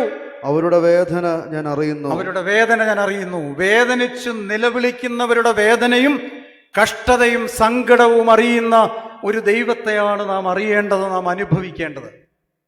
ഇവിടെ ആരുടെ നിലവിളിയാ? ആരുടെ നിലവിളിയാ ദൈവം കേട്ടത്? ആരുടെ? കേട്ടില്ല. ആരുടെ? ഇസ്രായേൽ മക്കളിലെ, ഇസ്രായേലിന്റെ. ആരാണ് ഇസ്രായേൽ? യിരെമ്യാ പ്രവാചകന്റെ പുസ്തകം 2-ാമത്തെ അധ്യായത്തിന്റെ 2-3 വാക്യങ്ങൾ പഠിക്കുമ്പോൾ അവിടെ നമുക്ക് കാണാൻ കഴിയും. യിരെമ്യാവിന്റെ പുസ്തകം 2-ാമത്തെ അധ്യായത്തിന്റെ 2-3 വാക്യങ്ങൾ പെട്ടെന്ന് വായിക്കാമോ? അച്ഛനെ കൂടെ തന്നെ വായിപ്പിക്കാതെ നമുക്കും കൂടെ വായിക്കാം. നമ്മളിത് വായിക്കാൻ പറയുന്നതിൻ്റെ കാരണം തന്നെ നമുക്കൊരു തിട്ടമാകാനാണ്. ഞാൻ ഈ പറയുന്നത് ശരിയാണെന്നൊരു ബോധ്യം വേണമല്ലോ. വേദപുസ്തകം വായിച്ച് നമുക്കൊരു പരിശീലനവും പരിചയവുമാകും. വചനത്തെക്കുറിച്ച് നമുക്കൊരു തിട്ടം വരും. നമുക്ക് ഒരു ബോധ്യം വരും ഈ പറയുന്നത് സത്യമാണോ ഇല്ലയോ എന്ന്. ഇസ്രായേൽ യഹോവയ്ക്ക് വിശുദ്ധവും അതിന്റെ വിളവിന്റെ ആദ്യ ഫലവുമാകുന്നു. ഇസ്രായേലിനെ കുറിച്ച് പറയുകയാണ്, മരുഭൂമിയിൽ വിതയ്ക്കാത്ത ദേശത്ത്, ഫലവത്തായൊരു ദേശത്ത് നട്ടുവളർത്തിയൊരു ജനമാണ് ഇസ്രായേൽ. ദൈവത്തിന് സമർപ്പിക്കപ്പെട്ട ആദ്യ ഫലമാണ്. അതോടൊപ്പം തന്നെ ഇസ്രായേൽ യഹോവയായ ദൈവത്തിന് വിവാഹം നിശ്ചയിക്കപ്പെട്ട മണവാട്ടി സമൂഹമാണ്. ഈ സമൂഹമാണ് നിലവിളിക്കുന്നത്. എവിടെയാണ് ഇവരുടെ വിവാഹം നടന്നത്, വിവാഹ നിശ്ചയം നടന്നത്? ഉൽപ്പത്തി പുസ്തകം 12-ാം അധ്യായം 1-2 വാക്യങ്ങൾ വായിക്കുമ്പോൾ പറയുന്നു, നീ നിന്റെ പിതൃദേശത്തെയും ചാർച്ചക്കാരെയും വിട്ടെറിഞ്ഞിട്ട് ഞാൻ നിന്നെ കാണിപ്പാനിരിക്കുന്ന ദേശത്തേക്ക് പോകുക. അവിടെ ഞാൻ നിന്നെ വലിയൊരു ജാതിയാക്കും. അവിടെ ഞാൻ നിന്നെ അനുഗ്രഹിക്കും. നിന്നാൽ സകല ജനതകളും അനുഗ്രഹിക്കപ്പെടും. അബ്രാമിനോട് പറഞ്ഞ വാഗ്ദത്തമാണ്. എന്നാൽ അവിടെ വിവാഹ നിശ്ചയം ആരംഭിക്കുന്നുവെങ്കിലും വിവാഹം നടക്കുന്നത് മറ്റൊരിടത്താണ്. ഉൽപ്പത്തി പുസ്തകം 35-ാം അധ്യായത്തിലേക്ക് വരുമ്പോൾ യഹോവയായ ദൈവം യാക്കോബിനോട് പറയുകയാണ്, യാക്കോബേ, നീ ഇതുവരെ ചതിയനായിരുന്നു. യാക്കോബേ, നീ ഇതുവരെ വഞ്ചകനായിരുന്നു. ഇന്നു മുതൽ നിന്റെ പേര് യാക്കോബ് എന്നല്ല, മറിച്ച് ഇന്നു മുതൽ നീ ഇസ്രായേലാകുന്നു. ദൈവം തെരഞ്ഞെടുക്കപ്പെട്ട ജനം, ദൈവത്തിന് വേണ്ടി വിവാഹം നിശ്ചയിക്കപ്പെട്ട ജനം, വിശുദ്ധിയോടെ ജീവിക്കേണ്ട ജനം, ദൈവത്തിന് സമർപ്പിക്കപ്പെട്ട ആദ്യ ഫലത്തിന്റെ ഉടമകൾ. ഇവർക്ക് എന്താ പറ്റിയത്? ഇവർക്കെന്ത് പറ്റി? ഫറവോന്റെ അടിമത്തത്തിൽ കിടന്ന് കഷ്ടതയുടെയും കണ്ണുനീരിന്റെയും അനുഭവത്തിലൂടെ യാത്ര ചെയ്യുക. ഈ ജനത്തിന്റെ കഷ്ടതയും കണ്ണുനീരും നിലവിളിയും ദൈവസന്നിധിയിലെത്തി. പുറപ്പാട് പുസ്തകം 3-ാം അധ്യായം 8-ാം വാക്യത്തിലേക്കും 4-ാം അധ്യായത്തിലേക്കും വരുമ്പോൾ യഹോവയായ ദൈവം മോശയെ തെരഞ്ഞെടുക്കുക. മോശ തന്റെ അമ്മാവിയപ്പനായി യിത്രോവിന്റെ ആടുകളെ മേയിച്ചുകൊണ്ടിരിക്കുമ്പോൾ ഇതാ മരുഭൂമിയിൽ വെച്ച് മുൾപ്പടർപ്പിന്റെ നടുവിൽ നിന്ന് മോശയെ വിളിക്കുക, മോശേ, എന്റെ ജനത്തിന്റെ കഷ്ടതയും എന്റെ ജനത്തിന്റെ കണ്ണുനീരും അവരുടെ നിലവിളിയും എന്റെ പക്കലെത്തിയിരിക്കുന്നു. അതുകൊണ്ട് അവരെ വിടുവിപ്പാൻ ഞാൻ നിന്നെ തിരഞ്ഞെടുക്കുന്നു. നീ പോകണം. മോശ പറഞ്ഞു, നടക്കുന്ന കാര്യമല്ല. കാരണം ഞാൻ വിക്കനാണ്, തടിച്ച നാവുള്ളവനാണ്, നാക്കിന് വലിയ കട്ടിക്കൂടുതലാണ്.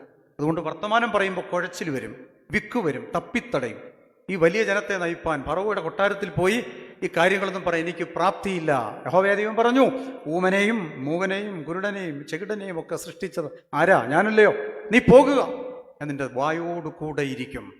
അങ്ങനെ മോശ ദൈവത്തിന്റെ കൽപ്പന അനുസരിച്ചു പോയി ഫറവോയുടെ കൊട്ടാരത്തിൽ ചെന്നിട്ട് ഫറവോട് പറഞ്ഞു, യഹോവയെ ആരാധിപ്പാൻ അവന്റെ ജനത്തെ വിട്ടയക്കണം.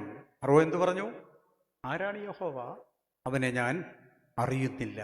ദൈവത്തെ അറിയാത്ത ഒരു രാജാവ് ഫറവോ. ദൈവത്തെ അവൻ അറിയുന്നില്ല. അങ്ങനെ വന്നു കഴിഞ്ഞപ്പോൾ പിന്നെ ചരിത്രത്തിലേക്ക് ഞാൻ കൂടുതൽ പോകുന്നില്ല. ഒന്നിന് പിറകെ ഒന്നൊന്നായി ബാധകൾ വന്നു തുടങ്ങി. ഒരു ബാധയ്ക്ക് പിന്നാലെ മറ്റൊരു ബാധ വന്നു. 8-9 ബാധ വന്നിട്ടും ഫറവോയുടെ ഹൃദയം കൂടുതൽ കൂടുതൽ കഠിനപ്പെടുവാൻ ആരംഭിച്ചു. ജനത്തിന്റെ കഷ്ടതയുടെ നടുവിൽ, ജനത്തിന്റെ നിലവിളിയുടെ നടുവിൽ ദൈവം മോശമുഖാന്തരമോടെ വിടുതലും അത്ഭുതവും പ്രവർത്തിക്കുവാൻ ആഗ്രഹിക്കുമ്പോൾ പ്രതിബന്ധമായി ഫറവോ അവിടെ നിൽക്കുകയാണ്. ഏറ്റവും ഒടുവിൽ പുറപ്പാട് പുസ്തകം 11-ാം അധ്യായത്തിന്റെ 12-13 വാക്യങ്ങൾ വായിക്കും. ഇവിടെ കാണുവാൻ നമുക്ക് കഴിയും. അവിടെ യഹോവയായ ദൈവം മോശമുഖാന്തരം കൽപ്പന കൊടുക്കുകയാണ്, നീസാൻ മാസം 14-ാം തീയതി നീ ആടിനെ ഇറക്കണം. ആടിന്റെ രക്തമെടുത്ത് കട്ടിളപ്പടികളിലും കുറുംപടികളിലും പുരട്ടണം. രക്തം അടയാളമുള്ള ഭവനങ്ങളിൽ നിന്ന് സംഹാരകൻ ഒഴിഞ്ഞു പോകും. ഒരു കടിഞ്ഞൂൽ സംഹാരം നടക്കാൻ പോവുകയാണ്. മോശ പറഞ്ഞതുപോലെ തന്നെ ചെയ്തു. പുറപ്പാട് പുസ്തകം 12-ാം അധ്യായത്തിന്റെ 29-ാമത്തെ വാക്യം എന്ന് വായിച്ചു. പുറപ്പാട് പുസ്തകം 12-ാം അധ്യായത്തിന്റെ 29.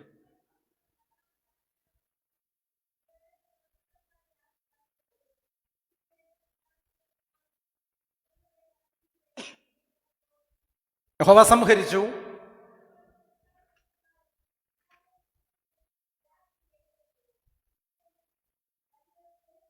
മിസ്രയീമിൽ വലിയൊരു നിലവിളി ഉയർന്നു. കുണ്ടറയിൽ കിടന്ന തടവുകാരൻ്റെതുൾപ്പെടെ കൊട്ടാരത്തിലിരുന്ന ഫറവോയുടെ ഉൾപ്പെടെയുള്ള ആദ്യജാതന്മാർ സംഹരിക്കപ്പെട്ടു. മൃഗങ്ങളുടെ കടിഞ്ഞൂലുകൾ പോലും കൊല്ലപ്പെട്ടു. മിസ്രൈമ്യ താഴ്വരയിൽ ഒരു കൂട്ട നിലവിളി ഉയർന്നു. ഇസ്രായേൽ മക്കൾ ആ സമയത്ത് എന്തെടുത്തു? തപ്പെടുത്തു, പാട്ടുപാടി, പ്രാർത്ഥിച്ചു, ദൈവത്തെ മഹത്വപ്പെടുത്തി. എന്താ പറഞ്ഞവർ പാടിയത്? എൻ സങ്കടങ്ങൾ സകലവും തീർന്നു പോയി, സംഹാര ദൂതനെന്നെ കടന്നുപോയി, സംഹാര ദൂതനെന്നെ കടന്നുപോയി. ഫറവോന് ഞാനിനി അടിമയല്ല, പരമസിയോനിൽ ഞാനിനി അന്യനല്ല. അങ്ങനെ ദൈവത്തെ പാടി മഹത്വപ്പെടുത്തി. രാത്രി തന്നെ ഫറവോ വിളിച്ചിട്ട് മോശയെ വിളിച്ചിട്ട് പറഞ്ഞു, എങ്ങോട്ടാണെന്ന് വെച്ചാൽ പോയിക്കൊള്ളുക. 6 ലക്ഷം ആളുകളെയും കൊണ്ട്, കുട്ടികളെ കൂടാതെ അവിടെ നിന്ന് ആരംഭിച്ചൊരു യാത്ര. യഹൂദ്യ ഗോത്രം മുതൽ നഫ്താലി ഗോത്രം വരെ ഗണം ഗണമായി അടുക്കും ചിട്ടയോടും കൂടി പ്രാർത്ഥിച്ചാരംഭിച്ച ഒരു യാത്ര. പാലും തേനും ഒഴുകുന്ന കനാൻ നാട്ടിലേക്കൊരു യാത്ര. ആരംഭത്തിൽ വലിയ കുഴപ്പമില്ലാതൊക്കെ പോയി. പക്ഷെ കുറച്ച് കഴിഞ്ഞപ്പോഴേക്കും പിറുപിറുപ്പ് തുടങ്ങി, പിന്മാറ്റം തുടങ്ങി, മറുതലിപ്പ് തുടങ്ങി, മത്സരം തുടങ്ങി, നിഷേധം തുടങ്ങി. മോശയ്ക്ക് നേരെയും ദൈവത്തിന് നേരെയും പിറുപിറുക്കാൻ ആരംഭിച്ചു. വേദപുസ്തകം പഠിക്കുമ്പോൾ നമുക്ക് കാണാൻ കഴിയും 12-ലധികം സന്ദർഭങ്ങളിൽ ദൈവജനം ദൈവത്തിനും മോശയ്ക്കും നേരെ പിറുപിറുത്തു. മുമ്പേ പറഞ്ഞതുപോലെ ദൈവത്തിന്റെ കോപം കത്തിജ്വലിക്കാൻ തുടങ്ങി. എന്താ സംഭവിച്ചത്? സംഖ്യാപുസ്തകം 11-ാം അധ്യായത്തിന്റെ 1 മുതൽ 5 വരെയുള്ള ഭാഗവും 11 മുതൽ 18 വരെയുള്ള ഭാഗവും പഠിക്കുമ്പോൾ നമുക്ക് കാണാൻ കഴിയും. മോശയ്ക്ക് നേരെ ജനം പിറുപിറുത്തു. മോശയോട് പറയുകയാണ്, ഞങ്ങൾക്ക് തിന്നാൻ ഇറച്ചി വേണം. സംഖ്യാപുസ്തകം 11-ാം അധ്യായത്തിന്റെ 5-ാമത്തെ വാക്യം പഠിക്കുമ്പോൾ പറയുകയാണ്, ഞങ്ങൾ മിസ്രൈമിൽ വെച്ച് തിന്ന മത്തങ്ങായുടെയും വെള്ളരിക്കായുടെയും ചുവന്നുള്ളിയുടെയും ചിറ്റുള്ളിയുടെയും രുചിയാണ് ഞങ്ങളുടെ നാവിലിരിക്കുന്നത്. ഞങ്ങൾക്ക് തിന്നാൻ ഇറച്ചി ആരു തരും? മോശയോട് ചോദിക്കുക. നന്ദിയില്ലാത്ത ജനം, പിറുപിറുക്കുന്ന ജനം, താൽക്കാലികമായ ലാഭത്തിന് വേണ്ടി എപ്പോഴും കുറ്റപ്പെടുത്തുന്ന ഒരു ജനതയാണ് ഇവിടെ കാണുന്നത്. വായിക്കാമോ? സംഖ്യാപുസ്തകം 11:5 പെട്ടെന്ന് വായിക്കണം.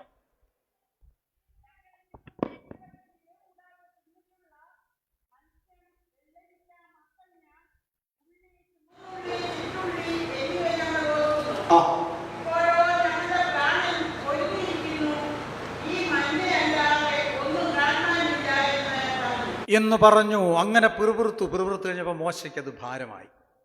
നിഷ്കളങ്കമായി, നിസ്വാർത്ഥമായി ഈ ജനത്തിന് നേതൃത്വം കൊടുത്തുകൊണ്ട് കഷ്ടതയുടെ നടുവിൽ, പ്രയാസങ്ങളുടെ മധ്യത്തിൽ യാത്ര ചെയ്യുമ്പോൾ ജനം കൂടെ നിന്ന് അപമാനിക്കാനും അപഹസിക്കാനും ആക്ഷേപിക്കാനും തുടങ്ങുമ്പോൾ നേതൃത്വത്തിലുള്ളവർക്ക് നിരാശ വരുന്നത് സ്വാഭാവികമാണ്. എന്തെല്ലാം ചെയ്താലും കുറ്റങ്ങൾ മാത്രം കണ്ടുപിടിക്കുക, എന്തെല്ലാം ചെയ്താലും ആക്ഷേപങ്ങളും അപവാദങ്ങളും മാത്രം മിച്ചമായിട്ട് നിൽക്കുമ്പോൾ മോശ ദൈവസന്നിധിയിൽ കരയാൻ ആരംഭിച്ചു. സംഖ്യാപുസ്തകം 11-ാം അധ്യായത്തിന്റെ 11-ാമത്തെ വാക്യത്തിൽ വായിക്കുമ്പോൾ അവിടെ ഇപ്രകാരം കാണാം. ഒന്ന് വായിക്കാമോ പെട്ടെന്ന്? മോശ യഹോവയോട് പറഞ്ഞു, അടിയനെ നീ വലച്ചതെന്ത്? നിനക്കെന്നോട് കൃപ തോന്നാത്തത് എന്താ? നീ എന്തിനാ എന്നെ വലച്ചത്? ഈ സർവജനത്തിന്റെയും ഭാരം എന്റെ മേൽ നീ എന്തിനാണ് വെച്ചത്? മുല കുടിക്കുന്ന കുഞ്ഞിനെ ഒരു ധാത്രി അമ്മ എടുക്കുന്നത് പോലെ ഇവരെ മുഴുവൻ വഹിക്കാൻ ഞാൻ ഈ ജനത്തെ മുഴുവൻ ഗർഭം ധരിച്ചുവോ? ഞാൻ ഈ ജനത്തെ പ്രസവിച്ചുവോ? മോശ പറയുക. മോശ എന്നിട്ട് ദൈവത്തോട് ചോദിക്കുക, മതി യഹോവേ, മതി, എന്റെ പ്രാണനെ എടുക്കണം, എനിക്ക് മരിച്ചാൽ മതി. പലപ്പോഴും നമ്മുടെയൊക്കെ സാഹചര്യങ്ങളിൽ പറഞ്ഞു പോകുന്ന വാക്കുകളായിരിക്കാം ഇത്. മോശയ്ക്ക് സഹി കെട്ടപ്പോൾ മോശ പറഞ്ഞു, മതി യഹോവേ, നീ എന്തിനാ എന്നെ വലച്ചത്? നീ എന്നെ വിളിച്ചപ്പോഴേ ഞാൻ പറഞ്ഞല്ലേ, വിക്കനും തടിച്ചതാവുള്ളവൻ, എന്നെ കൊണ്ട് ഇതിന് പ്രാപ്തിയില്ലാത്തവനാന്ന് പറഞ്ഞതല്ലേ?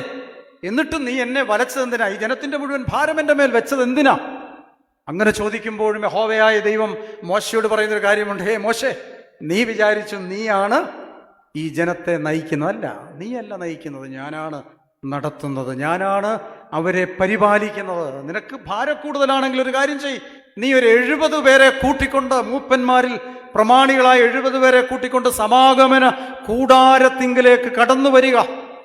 പങ്കുവെക്കുവാനുള്ള വലിയൊരാഹ്വാനം കൊടുക്കുകയാണ്. നമ്മുടെ ചുറ്റുപാടിലും ഇടവക ജീവിതത്തിലും സഭാജീവിതത്തിലും ഒക്കെ ഈ പ്രതിസന്ധി ഇന്നും അനുഭവിക്കുന്നതാണ്. പ്രതിസന്ധികളുടെ നടുവിൽ കുറ്റപ്പെടുത്തലുകളും കുറവുകൾ പറച്ചിലും നിരാശപ്പെടുത്തുന്ന വാക്കുകളുമായി മുൻപോട്ട് പോകുമ്പോൾ നേതൃനിരയിലുള്ളവർ പലപ്പോഴും മോശയെ പോലെ ചോദിക്കാറുണ്ട്, എന്തിനാ എന്നെ വലച്ചത്? മതി, ഈ പരിപാടി മതി, നിർത്തുന്ന നല്ലതെന്ന് തോന്നിപ്പോകുന്ന സാഹചര്യങ്ങൾ. അവിടെ നമുക്കൊരു പാഠ്യപദ്ധതി നൽകുകയാണ് ദൈവത്തിന്റെ പദ്ധതി. നമുക്ക് തോന്നും നമ്മളാണ് ഇതൊക്കെ നടത്തുന്നത്. നമ്മളല്ല. ഹേ ഭോഷ, നീ അല്ല ഇത് നടത്തുന്നത്. ദൈവത്തിന്റെ കരുതലാണ്, ദൈവത്തിന്റെ കരുണയാണ്. അവിടെ നിന്ന് വീണ്ടും യാത്ര തുടരുകയാണ്, മുൻപോട്ട് പോവുകയാണ്. മുൻപോട്ട് പോയി എറിഹോ പട്ടണത്തിന്റെ മുമ്പിൽ വന്നപ്പോൾ അവിടെയും പ്രതിസന്ധിയാണ്. എറിഹോ മതിലുകൾ പിടിച്ചടക്കാൻ അവർക്ക് കഴിയാതെ പോയ സാഹചര്യമുണ്ട്. അത് കഴിഞ്ഞ് ഹായി പട്ടണം പിടിച്ചെടുക്കുവാൻ പ്രതിസന്ധികൾ ഒന്നടങ്കം വന്നു. ശപഥാർപ്പിതമെടുത്തവർ മാറ്റിവെച്ചു, ദൈവകൽപ്പന നിഷേധിച്ചു, അനുതപിച്ചു, പ്രാർത്ഥിച്ചു, ഏറ്റുപറഞ്ഞു. മുൻപോട്ട് പോയി പാലും തേനും ഒഴുകുന്ന കനാൻ നാട്ടിൽ അവർ എത്തപ്പെട്ടു. നീണ്ട കാലയളവിന് ശേഷം മോശയ്ക്ക് ആ നാട്ടിലെത്താൻ കഴിഞ്ഞില്ലെങ്കിലും യോശുവയുടെ നേതൃത്വത്തിൽ അവിടെ എത്തപ്പെടാൻ കഴിഞ്ഞു. പക്ഷേ ന്യായാധിപന്മാരുടെ പുസ്തകം പഠിക്കുമ്പോൾ നമുക്കറിയാം, 3-ാം അധ്യായം 14-15 വാക്യങ്ങളിൽ അവിടെ ചെന്നു കഴിഞ്ഞപ്പോൾ അവർ സത്യദൈവത്തെ മറന്നു. അവർ മറ്റ് ദൈവങ്ങളെ ആരാധിക്കാൻ തുടങ്ങി. അവർ ബാൽ വിഗ്രഹങ്ങളെ സ്വന്തമാക്കാൻ ആരംഭിച്ചു, ദൈവത്തെ കോപിപ്പിച്ചു. ആവർത്തന പുസ്തകം 8-ാം അധ്യായം 10 മുതൽ 13 വരെയും 17-ാമത്തെ വാക്യം പഠിക്കുമ്പോൾ യഹോവയായ ദൈവം മോശെ മുഖാന്തരം കൽപ്പന കൊടുത്തതാ, നീ നല്ല ദേശത്ത് ചെന്ന് നല്ല വീട് വെച്ച് തിന്ന് തൃപ്തി പ്രാപിച്ച് കഴിയുമ്പോൾ തന്ന ദൈവത്തെ മറക്കരുത്. എന്റെ കൈയുടെ ബലവും എന്റെ ശക്തിയും എന്റെ സമ്പത്തും ഇതൊക്കെ ഉണ്ടാക്കിയെന്ന് നിന്റെ ഹൃദയത്തിൽ പറയാതിരിപ്പാൻ സൂക്ഷിക്കണം. ദൈവം കൊടുത്ത കൽപ്പനയാ. പക്ഷേ പാലും തേനും ഒഴുകുന്ന നാട്ടിലെത്തി കഴിഞ്ഞപ്പോൾ ദൈവകൽപ്പനയെ അവർ വിസ്മരിച്ചു. ദൈവവചനങ്ങളോട് അവർ മറുതലിച്ചു. അവർ മറ്റ് ദേവന്മാരെ ആരാധിക്കുവാൻ പോയി. അവർക്ക് രാജാക്കന്മാരെ വേണമെന്ന് ആവശ്യപ്പെടാൻ തുടങ്ങി. ആ ചരിത്ര പശ്ചാത്തലത്തിലേക്കൊന്നും ഞാൻ പോകുന്നില്ല. കഷ്ടതയുടെ മുൻപിൽ, കണ്ണുനീരിന്റെ മുൻപിൽ, നിലവിളിയുടെ മുൻപിൽ ദൈവം സ്വർഗം തുറന്ന് പ്രതിസന്ധികൾ അവരെ കരം പിടിച്ച് നടത്തിയ വിധത്തെ അവർ മറന്നുപോയി. നമ്മുടെ വ്യക്തി ജീവിതത്തിലേക്ക് നമുക്ക് മടങ്ങി വരാം, നമ്മുടെ കുടുംബ ജീവിതത്തിലേക്ക് നമുക്ക് മടങ്ങി വരാം. ഇല്ലായ്മയുടെ ഒരു കാലം നമുക്കുണ്ടായിരുന്നു, വല്ലായ്മയുടെ കാലമുണ്ടായിരുന്നു. പട്ടിണിയുടെ, പരിവട്ടത്തിന്റെ, പ്രയാസത്തിന്റെ, പ്രതിസന്ധിയുടെ ഒരുപാട് നാളുകൾ നമുക്കുണ്ടായിരുന്നു. 25-30 വർഷം മുമ്പിലേക്ക് തിരിഞ്ഞു നോക്കിയാൽ കയറി കിടക്കാൻ ഒരു കട്ടില് പോലും ഇല്ലാതിരുന്ന കാലഘട്ടം ഉണ്ടായിരുന്നു. വീട്ടിലെ വല്യപ്പച്ചനും വല്യമ്മച്ചും മാത്രമാണ് കട്ടിലേക്ക് കിടക്കുന്നത്, നമ്മളെല്ലാം താഴെയാണ് കിടക്കുന്നത്. ഇന്നൊരു മുറിയിൽ 3-4 കട്ടിലാണ്. കട്ടിലുകളെല്ലാം കുത്തിച്ചാരി വെക്കുകയാണ്. വിവിധ തരത്തിലുള്ള കട്ടിലുകൾ, വിവിധ തരത്തിലുള്ള കസേരകൾ, വിവിധ തരത്തിലുള്ള ആഡംബര വസ്തുക്കൾ, സുഖലോലുപത കൊണ്ട് എന്തും ആർജിച്ചെടുക്കുവാനുള്ള ഒരു താല്പര്യത്തിന്റെ പിന്നാലെ പാഞ്ഞു പോകുമ്പോൾ, 3 നോമ്പും കൺവെൻഷനും ഒക്കെ നമുക്ക് അന്യപ്പെടുമ്പോൾ ഒരു തിരിച്ചറിവിന്റെ അനുഭവത്തിലേക്ക് വരണം. പ്രയാസങ്ങളിൽ എന്നെ താങ്ങി നടത്തിയ ദൈവം, പ്രതിസന്ധികൾ എന്നെ കരുതിയ ദൈവം, രോഗങ്ങളിൽ എനിക്ക് സൗഖ്യം നൽകിയ ദൈവം, മക്കളില്ലാതെ രാത്രിയുടെ യാമങ്ങളിൽ കരഞ്ഞു പ്രാർത്ഥിച്ചപ്പോൾ കോമളരായ മക്കളെ തന്ന ദൈവം, മെഡിക്കൽ കോളേജിന്റെ അകത്തെ മുറിയിൽ ആരോഗ്യവും ജീവനും പോകുമെന്ന് ഡോക്ടർമാർ വിധിയെഴുതിയപ്പോഴും ആയുസ് നീട്ടിത്തന്ന ആരോഗ്യത്തോടെ പരിപാലിക്കുന്ന ദൈവം, പട്ടിണിയുടെ നാളുകളിൽ, പരിവട്ടത്തിന്റെ നാളുകളിൽ ഓലമേഞ്ഞ വീടിന്റെ സ്ഥാനത്ത് കോൺക്രീറ്റ് കെട്ടിടങ്ങൾ നിന്ന് സുഖലോലുപതയിൽ നമ്മെ സമ്പന്നനാക്കിയ ദൈവം, ഇല്ലായ്മയിൽ എന്നെ പോറ്റി പുലർത്തിയ ദൈവം, ഇന്നിവിടേക്ക് വന്നപ്പോൾ പോലും കാലിലൊരു കല്ലുപോലും തട്ടാതെ സൂക്ഷിച്ച ദൈവം, ഈ സൂക്ഷിച്ച ദൈവത്തെ നന്ദി പറയാൻ നമുക്ക് സാധ്യമാകണം. ഓരോ 3 നോമ്പിന്റെ ആചരണത്തിലും സുവിശേഷ മഹായോഗത്തിലും കടന്നു വരുമ്പോൾ കഴിഞ്ഞ കാലങ്ങളിൽ എന്നെ നടത്തിയ ദൈവത്തെ എനിക്ക് തിരിച്ചറിയാൻ കഴിയണം. ഈ തിരിച്ചറിവും ഈ തിരിച്ചുവരവുമാണ് ഈ സുവിശേഷ യോഗത്തിൽ നമുക്കുണ്ടാകേണ്ടത്. 4 ദിവസം 4 സ്ഥലങ്ങളിൽ നിന്നാണ് അച്ഛന്മാരിവിടെ വന്ന് പ്രസംഗിക്കുന്നത്. 4 പേരുടെയും പ്രസംഗം കഴിഞ്ഞ് കൈമുത്തും കൊടുത്ത് ചോറും കൊടുത്ത് അവരെ മടക്കി വിടുമ്പോൾ നമ്മുടെ ജീവിതത്തിൽ ചില രൂപാന്തരം സംഭവിക്കണം.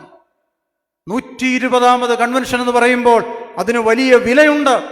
പ്രതിഫലേച്ഛ കൂടാതെ നിസ്വാർത്ഥമായി ഇതിന്റെ സംഘാടകർ ഈ സുവിശേഷ മഹായോഗം ഒരു വൻ വിജയമാക്കുവാൻ പരിശ്രമിക്കുമ്പോൾ കടന്നു വരുന്ന മക്കൾ ദൈവികരായി, അനുഗ്രഹിക്കപ്പെട്ടവരായി സംതൃപ്തിയോടെ മടങ്ങാൻ നമുക്കിടയാകണം. നിലവിളിക്കാൻ കഴിഞ്ഞിട്ടില്ലെങ്കിൽ ഒരു നിലവിളി നമുക്ക് ആവശ്യമാണ്. നിലവിളി എന്ന് പറഞ്ഞാൽ പരിസരബോധം നഷ്ടപ്പെട്ട് വിളിക്കുന്ന വിളിയാണ് നിലവിളി എന്ന് പറയും. നമ്മളൊക്കെ പ്രാർത്ഥിക്കുന്നവരാണ്, പക്ഷെ നമ്മുടെ പ്രാർത്ഥനകൾ പലപ്പോഴും ചടങ്ങുകളായി മാറ്റപ്പെടുകയാണ്. അതതിൻ്റെ ക്രമമനുസരിച്ച് പോവുകയാണ്. പക്ഷെ ഒരാപത്ത് വരുമ്പോൾ, ആരെക്കൊണ്ട് സഹായിക്കാൻ കഴിയാത്തൊരു ജീവിത സാഹചര്യം വരുമ്പോൾ നമ്മൾ നിലവിളിക്കും, പരിസരം നോക്കത്തില്ല. അങ്ങനെ നിലവിളിച്ച് പൊട്ടിക്കരയുന്നവരുടെ മുമ്പിൽ ദൈവം കണ്ണു തുറക്കാൻ തയ്യാറായിട്ട് നിൽക്കുന്നുണ്ട്. നിലവിളിയുടെ അനുഭവത്തിലൂടെ കടന്നുപോയി അനുഗ്രഹങ്ങളെ പ്രാപ്യമാക്കാൻ നമുക്കുമിടയാകണം. ഇന്ന് ഈ കുളക്കാട് കൺവെൻഷൻ 120ാമത് കുളക്കാട് കൺവെൻഷനിൽ 200-280 പേരോ, പ്രത്യേകിച്ച് പുരുഷന്മാരുടെ ഈ വലിയ പങ്കാളിത്തം ഏറെ അഭിമാനം തോന്നുകയാണ്. പിന്നെ ഒരുപാട് സ്ഥലങ്ങളിൽ ഇങ്ങനെ പോകുമ്പോൾ നമുക്കറിയാം സ്ത്രീജനങ്ങളാണ് കൂടുതൽ പങ്കാളിത്തം. എന്നാൽ ബഹുമാന്യരായ പുരുഷന്മാരുടെ പങ്കാളിത്തം, വിശ്വാസത്തോടും വചനത്തോടും ഉള്ള ഈ അതീവമായ തീഷ്ണത, ഇത് വലിയ ഒരു അടയാളം തന്നെയാണ്, ദൃഷ്ടാന്തമായി മാറുകയാണ്. ഇവിടെ ഇസ്രായേൽ മക്കൾ നിലവിളിച്ചു. കഷ്ടതയുടെ കണ്ണുനീരിന്റെ നടുവിൽ അവരെ പാലും തേനും ഒഴുകുന്ന കനാൻ നാട്ടിൽ ദൈവം അവരെ എത്തിച്ചുവെങ്കിൽ നമുക്കും ഒരു കനാന്റെ നാടുണ്ട്. ഒരു സ്വർഗീയ കനാനിനെ ലക്ഷ്യമാക്കിയാണ് ഞാനും നിങ്ങളും ഈ യാത്ര പോകുന്നത്. ഈ യാത്ര സ്വർഗീയ കനാനിൽ എത്തിച്ചേരുവാൻ നമുക്ക് സാധ്യമാകണം. രണ്ടാമത്, വേദപുസ്തകം പഠിക്കുമ്പോൾ മറ്റൊരു നിലവിളി നമുക്ക് കണ്ടെത്താൻ കഴിയും. വിശുദ്ധ മത്തായിയുടെ സുവിശേഷം 15-ാം അധ്യായത്തിന്റെ 22-ാമത്തെ വാക്യം. മത്തായി 15:22. വേഗം.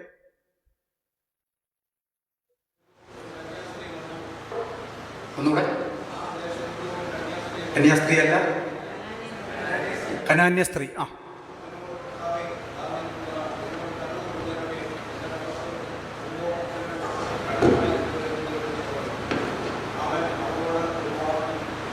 മതി. മത്തായിയുടെ സുവിശേഷം 15-ാം അധ്യായം 22-ാം വാക്യം. പഞ്ഞിക്കരലക്ഷം വീണ്ടും പറയുന്നു പാട്ടിന് സമയമായി എന്ന്. പിന്നെ 15 തീർക്കണമെന്നുണ്ട്, പക്ഷേ തീരുന്ന ലക്ഷണം ഇല്ല കണക്കിന് പോയാൽ. മത്തായിയുടെ സുവിശേഷം 15-ാം അധ്യായം 22-ാം വാക്യത്തിൽ മറ്റൊരു നിലവിളി കാണുന്നുണ്ട്. എന്താ? ഒരു കനാന്യ സ്ത്രീ യേശുവിന്റെ അടുക്കൽ വന്നിട്ട് യേശുവിനോട് പറയാണ്, യേശുവേ ദാവീദ് പുത്ര, എന്നോട് കരുണ ചെയ്യണമെന്ന് നിലവിളിച്ചു പറഞ്ഞു. യേശു എന്ത് പറഞ്ഞു? നമ്മൾ വർഷത്തിലൊരിക്കൽ വായിക്കുന്ന, എന്നാ വായിക്കുന്നത്? ഏവങ്കേലിയനായിട്ട് വായിക്കുന്ന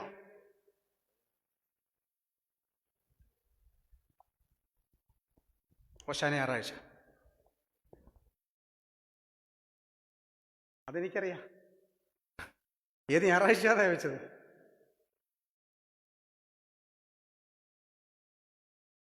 വലിയ നോമ്പിന്റെ ജ്ഞാനോയിത്തോ ഞായറാഴ്ച വായിക്കുന്നത് ഈ ഏവങ്കേലിയൻ ഭാഗമാണ്. 120ാമത് കൺവെൻഷന്റെ ഈ ഒരു കാര്യം മാത്രം പഠിച്ചാൽ മതി, ഇന്നത്തെ നമ്മുടെ യോഗം വിജയമാണ്. വലിയ നോമ്പിന്റെ 4ാമത്തെ ആഴ്ച ജ്ഞാനോയിത്തോ ഞായറാഴ്ച വായിക്കുന്ന ഏവങ്കേലിയൻ ഭാഗമാണ് വിശുദ്ധ മത്തായിയുടെ സുവിശേഷം 15-ാം അധ്യായം 22 മുതൽ 29 വരെയുള്ള ഭാഗം. യേശുവേ ദാവീദ് പുത്ര എന്ന് അവൾക്ക് വിളിക്കാൻ അധികാരമില്ല. കാരണം എന്താ? അവളൊരു പുറജാതിക്കാരി സ്ത്രീയാണ്. മർക്കോസിന്റെ സുവിശേഷത്തിൽ ഇതേ ഭാഗം പറയുമ്പോൾ പറയുന്നു, യവനായക്കാരിയായ ഒരു പുറജാതിക്കാരി സ്ത്രീ എന്നാണ് ഇവളെ വിശേഷിപ്പിക്കുന്നത്. അപ്പൊ യഹൂദന്മാർക്ക് മാത്രമേ യേശുവെ ദാവീദ് പുത്ര എന്ന് വിളിക്കാനുള്ള അധികാരമുള്ളൂ. ഇവൾക്ക് പരിസരത്ത് പോലും വരാനുള്ള അധികാരമില്ല. പക്ഷെ യഹൂദന്മാർക്ക് മാത്രമുള്ള അധികാരം ഈ പുറജാതിക്കാരി സ്ത്രീ ഏറ്റെടുത്തു. എന്നിട്ട് അവൾ യേശുവിനോട് പറയാണ്, യേശുവേ ദാവീദ് പുത്ര, എന്നോട് കരുണ തോന്നണം. എൻ്റെ മകൾക്ക് കഠിനമായ ഭൂതോപദ്രവ, സൗഖ്യം തരണം. അങ്ങനെ വിളിക്കാൻ കാരണം എന്താ? അവളുടെ അതിരറ്റ ആഗ്രഹം, അവളുടെ ആശ, അവളുടെ അഭിനിവേശം, അവളുടെ താല്പര്യം, അവളുടെ വിശ്വാസത്തിന്റെ ആഴം, അവളുടെ ദൈവത്തോടുള്ള ബന്ധം, യേശുവിന് എൻ്റെ മകൾക്ക് സൗഖ്യം തരാൻ കഴിയുമെന്നുള്ള അവളുടെ ഉറച്ച വിശ്വാസം, ഇതെല്ലാം കൂടി അവളുടെ ഹൃദയത്തിൽ രൂപപ്പെട്ടപ്പോൾ അവൾ പരിസരം മറന്നു. ആരെന്തു പറയുമെന്ന് അവൾ നോക്കിയില്ല. അവൾ യേശുവിനെ വിളിച്ചു, യേശുവേ ദാവീദ് പുത്ര, എന്നോട് കരുണ ചെയ്യണം. യേശു എന്തു പറഞ്ഞു? ഇതുകൊണ്ടാണ് ഞാൻ ആദ്യം പറഞ്ഞ നമുക്കൊരു വേദ പഠന യാത്ര എന്ന് പറഞ്ഞത്. യേശു എന്തു പറഞ്ഞു? മക്കളുടെ അപ്പം എടുത്ത് കൊടുക്കത്തില്ല, അങ്ങനെ പറഞ്ഞോ? വായിച്ചേ, 15-ാം അധ്യായത്തിന്റെ 22 കഴിഞ്ഞ് കുത്ത് കഴിഞ്ഞ് അടുത്ത വാക്യം. അവൻ അവളോട് ഒരു വാക്കും ഉത്തരം പറഞ്ഞില്ല. പിന്നെ മറ്റേതെപ്പോഴാണ് പറയുന്നത്? അത് പിന്നാ പറയുന്നത്. നമ്മൾ ഈ എല്ലാ വർഷവും ഈ ജ്ഞാനോയിത്ത ഞായറാഴ്ച ഇങ്ങനെ കേട്ട് ചെവിക്കാതിരിക്കുന്നതുകൊണ്ടാണ് നമ്മൾ കേട്ട മാത്രമേ മക്കളുടെ അപ്പം എടുത്ത് നായ്ക്കൾക്ക് കൊടുക്കുന്ന വിഹിതമല്ലെന്ന് പറയുന്നത്. യേശു അതുകൊണ്ട് ഞാൻ വീണ്ടും പറയുന്ന വേദപുസ്തകം പഠിക്കണം. യേശു അവളോട് ഒരു ഉത്തരവും പറഞ്ഞില്ല. യേശു മിണ്ടിയതേ ഇല്ല. യേശു എന്ത് ചെയ്തു? മുൻപോട്ടിങ്ങനെ നടന്നു നീങ്ങി. അപ്പോൾ അവൾ പുറകിൽ ഇങ്ങനെ, യേശുവേ ദാവീദ് പുത്ര, എന്നോടൊന്ന് കരുണ ചെയ്യ് എന്ന് പറഞ്ഞ് മുൻപോട്ട് പോകുമ്പോൾ ഈ ശിഷ്യന്മാർ യേശുവിനോട് പറയുന്നൊരു വാക്കുണ്ട്, ഗുരു, യജമാനനെ, ഇവളെ ഒന്ന് പറഞ്ഞയക്കണമേ. അപ്പോഴാണ് യേശു വാ തുറക്കുന്നത്. യേശു എന്ത് പറഞ്ഞു? ഇസ്രായേൽ ഗൃഹത്തിലെ കാണാതെ പോയ ആടുകളുടെ അടുക്കലേക്കല്ലാതെ അയച്ചിട്ടില്ല. അപ്പോൾ വീണ്ടും ഈ സ്ത്രീ ഇത് കേട്ടു. ഈ സ്ത്രീ ഇത് കേട്ടിട്ട് അവൾ ഓടിച്ചെന്നു, കുനിഞ്ഞു വീണ് കവിണ്ണു വീണ് യേശുവിനെ നമസ്കരിച്ചു. യേശുവേ, എന്നെ ഒന്ന് സഹായിക്കണം.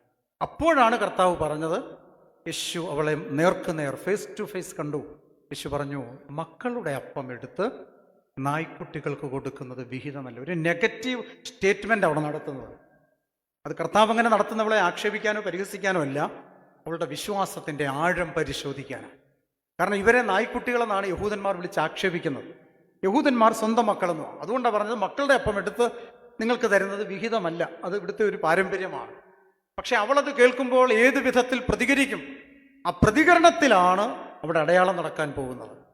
അപ്പോൾ അവൾ എന്ത് ചെയ്തു? എന്നിട്ട് യേശു ഇത് പറഞ്ഞിട്ട് ഇങ്ങനെ മുമ്പോട്ട് നടന്നേണ്ട ക്യാമറ സ്റ്റാൻഡ് ഇരിക്കുന്നിടം വരെ എത്തി. അവൾ പുറകിൽ നിന്ന് ഓടി യേശുവിൻ്റെ മുമ്പിലേക്ക് വന്നു. അവൾ കവിണ്ണു വീണു എന്ന വേദപുസ്തകം വരെ. കവിണ്ണു വീണു.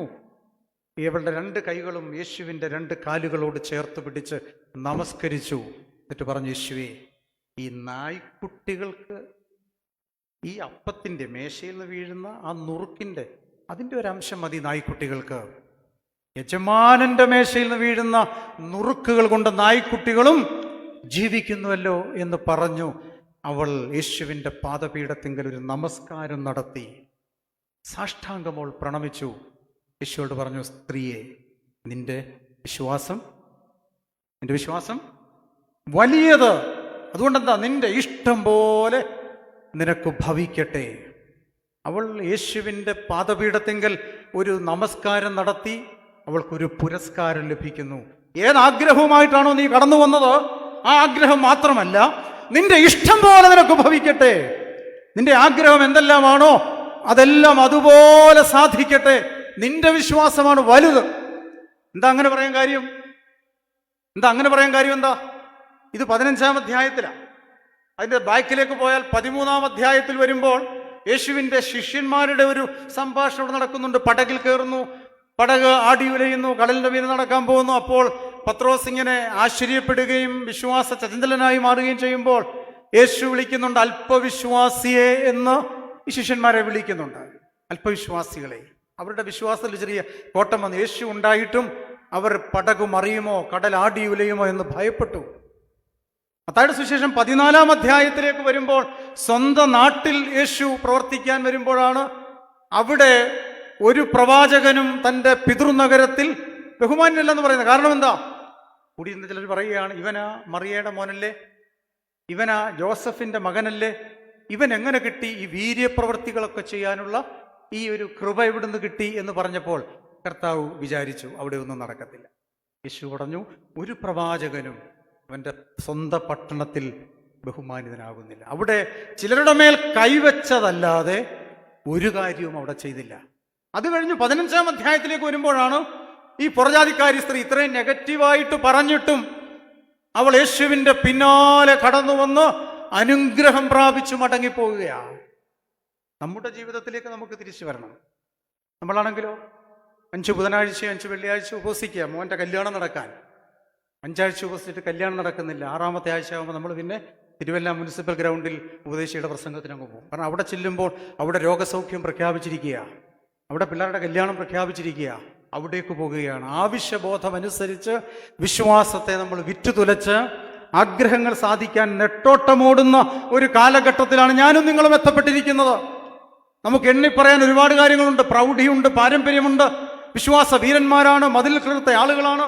നമ്മുടെ പൂർവികന്മാർ മുതൽ ഈ സുറിയാനി സഭയുടെ പാരമ്പര്യത്തിൽ ജനിച്ചു വളർന്നവരാണ്. പക്ഷേ ഈ തലമുറയിലേക്ക് വന്നപ്പോൾ കാര്യങ്ങൾ സാധിക്കാതെ വരുമ്പോൾ കഴുത്തും കാതും പറിച്ച് മറ്റുള്ളവരുടെ പിന്നാലെ പായുന്ന വിശ്വാസ ലംഘനത്തിൻ്റെ കാലഘട്ടത്തിലേക്ക് എത്തപ്പെട്ടിരിക്കുകയാണ്. ഇവിടെ ഈ പുറജാതിക്കാരി സ്ത്രീ അവളുടെ മകളുടെ കഠിനമായ ഭൂതബാധയ്ക്ക് സൗഖ്യം ലഭിക്കുവാൻ യേശുവിന് സാധ്യമാകുമെന്നവൾ വിശ്വസിച്ചു. അവളുടെ വിശ്വാസത്തിൻ്റെ പുറത്ത് തമ്പുരാൻ അത്ഭുതം പ്രവർത്തിക്കുന്നു. നിന്റെ വിശ്വാസമാണ് വലുത്. നമ്മുടെ ജീവിതത്തിൽ പ്രതിസന്ധി വരുമ്പോൾ, പ്രശ്നങ്ങൾ വരുമ്പോൾ ദൈവത്തെ ഉപേക്ഷിക്കുന്നവരായി തീരാറുണ്ടോ? അങ്ങനെ സ്ഥലം പറയുന്നില്ല, കാരണം ലൈവ് പോകുന്നുണ്ട്, സ്ഥലം പറയുന്നില്ല. ഞങ്ങളുടെ നാടിനടുത്ത് ഒരു വീട്ടിൽ ഒരപ്പനും അമ്മയും 3 മക്കളുമാണ്. അപ്പൻ ഏതാണ്ട് പകുതി പ്രായം 50 വയസ്സ് കഴിഞ്ഞപ്പോഴേക്കും എനിക്ക് തളർവാദം പിടിച്ച് ഒരു വശം തളർന്ന ഒരേ കിടപ്പ് കട്ടിൽ കിടക്കുക. രണ്ടാൺമക്കളിൽ മൂത്ത മകൻ ഓട്ടോറിക്ഷ ഓടിക്കുക.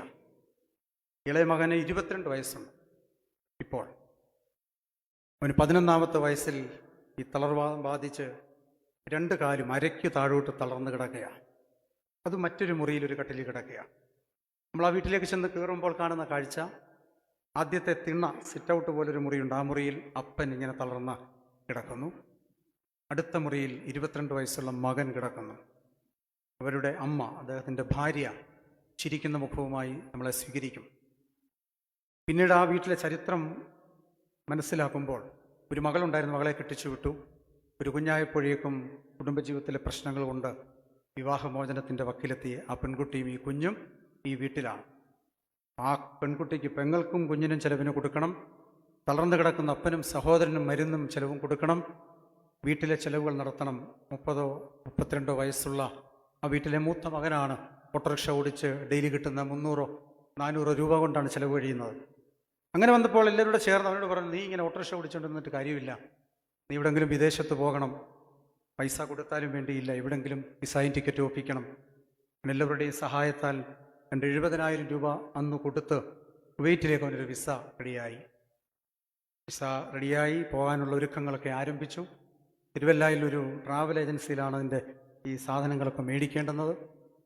അവനൊരു സ്കൂട്ടറിൽ തിരുവല്ലയിൽ വന്ന് ടിക്കറ്റും വിസയും വാങ്ങി നമ്മുടെ നാട്ടിലേക്ക് മടങ്ങി വരുന്ന വഴി ചെന്നിത്തല കോയിക്കൽ മുക്കിൽ വെച്ച് ഒരു ടിപ്പർ ലോറി ഇടിച്ചു. ബൈക്ക് നിന്ന് തെറിച്ച് വീണവൻ്റെ തലയിലൂടെ ഈ ടിപ്പർ ലോറി കയറിയിറങ്ങി. ആ വീടിൻ്റെ നാഥൻ, ആ കുടുംബത്തെ മുഴുവൻ പോറ്റി പുലർത്തുന്ന 32 വയസ്സുകാരൻ സ്വപ്നങ്ങളും മോഹങ്ങളും ആഗ്രഹങ്ങളും ഒക്കെ ബാക്കി വെച്ച് ലോകത്തിൽ നിന്ന് യാത്രയായി. ഒരു കുടുംബം മുഴുവൻ തകർന്ന് തരിപ്പണമായി. അതിനുശേഷവും ഞാൻ പല സന്ദർഭങ്ങളിൽ ആ വീട്ടിൽ പോകാറുണ്ട്. ആ വീട്ടിലെ അമ്മയുടെ ദുഃഖം മുഴുവൻ അവർ ഹൃദയത്തിൽ പേറിയാണ് കഴിയുന്നതെങ്കിലും ആ അമ്മ പറയുന്നൊരു വാക്കുണ്ട്, ദൈവം അറിയാതെ ജീവിതത്തിൽ ഒന്നും സംഭവിക്കില്ല. എൻ്റെ ജീവിതം ഒരു പക്ഷേ ഇങ്ങനെ ഉരുകിത്തീരാൻ, എരിഞ്ഞു തീരാനുള്ള ഒരു ജീവിതമായിരിക്കും, എന്നാലും ഞാൻ ദൈവത്തെ ഒരിക്കലും കുറ്റം പറയില്ല. ആ അമ്മ പറയുകയാണ്, എനിക്കൊന്നും 60-62 വയസ്സുണ്ട് ഇപ്പോൾ. പറയുകയാണ്, എരിഞ്ഞു തീരാനുള്ളൊരു ജീവിതമായിരിക്കാം ദൈവം എന്നെക്കുറിച്ച് ആഗ്രഹിക്കുന്നത്. അങ്ങനെ കുടുംബത്തിന് വേണ്ടി ഞാൻ കത്തിത്തീരുകയാണ്. സാമ്പത്തികമായി, മാനസികമായി, ശാരീരികമായി തളർന്ന അവശതയിൽ കിടക്കുമ്പോഴും ദൈവത്തോടുള്ള പ്രത്യാശയും പ്രാർത്ഥിക്കണമെന്നുള്ള ചിന്തയും, പലപ്പോഴും നമ്മുടെ സഭാംഗം അല്ലെങ്കിൽ പോലും എന്നോട് പലപ്പോഴും പറയും, സമയം കിട്ടുമ്പം ഒന്ന് വന്ന് പ്രാർത്ഥിക്കണം. അത്രമാത്രം വിശ്വാസത്തിൽ, പ്രാർത്ഥനയിൽ തീഷ്ണതയുള്ളൊരു കുടുംബം. നമ്മുടെ ജീവിതത്തിൽ ഒരു ചെറിയ തലവേദന വന്നാൽ മതി, ഒരു നടുവിന് വേദന നമുക്ക് വന്നാൽ മതി, മോടെ അയർലൻഡിലേക്ക് പോകാനുള്ള വിസ താമസിച്ചാൽ മതി, നമ്മൾ പള്ളിയെ കുറ്റം പറയും, അച്ഛനെ കുറ്റം പറയും, ദൈവത്തെ കുറ്റം പറയും, സഭയെ കുറ്റം പറയും. ഇവിടെ പ്രജാതിക്കാരിയായ സ്ത്രീ അവളുടെ മകളുടെ കഠിനമായ ബാധയിൽ നിന്ന് സൗഖ്യം ലഭിക്കുവാൻ യേശുവിൻ്റെ പിന്നാലെ വരികയാണ്. സൗഖ്യം പ്രാപിക്കണമെന്നുള്ള ആഗ്രഹത്തോടെ അവളുടെ നിലവിളുടെ മുമ്പിൽ കർത്താവ് നിന്നു. കർത്താവ് അവളുടെ ഇഷ്ടം പോലെ അവൾക്ക് ഭവിക്കട്ടെ എന്ന് ആശംസിച്ചു, അവളെ അനുഗ്രഹിച്ചു. പുളക്കാട് കൺവെൻഷനിൽ 120ാമത് കൺവെൻഷനിൽ വന്ന് സംബന്ധിക്കുന്ന നമുക്ക് നമ്മുടെ ആവശ്യഭാരങ്ങൾ, ആഗ്രഹങ്ങൾ, നമ്മുടെ വേദനകൾ, നമ്മുടെ നൊമ്പരങ്ങൾ, നമ്മുടെ നിയോഗങ്ങൾ ഒരു നിലവിളിയിലൂടെ ഈ 3 നോമ്പിൽ ദൈവസന്നിധിയിൽ സമർപ്പിക്കാനിടയാകണം. ഇപ്പോൾ ഗായക സംഘം, ബഹുമാനപ്പെട്ട അച്ഛന്മാർ ഒരു ഗാനം ആലപിക്കും. അതിനുശേഷം വിശേഷിക്കുന്ന സമയം ഈ ശുശ്രൂഷ നമുക്ക് പര്യവസാനിപ്പിക്കാം. ബഹുമാനപ്പെട്ട അച്ഛന്മാരുടെ മനോഹരമായ ഗാനത്തിനായി നമുക്ക് കാതോർക്കാം.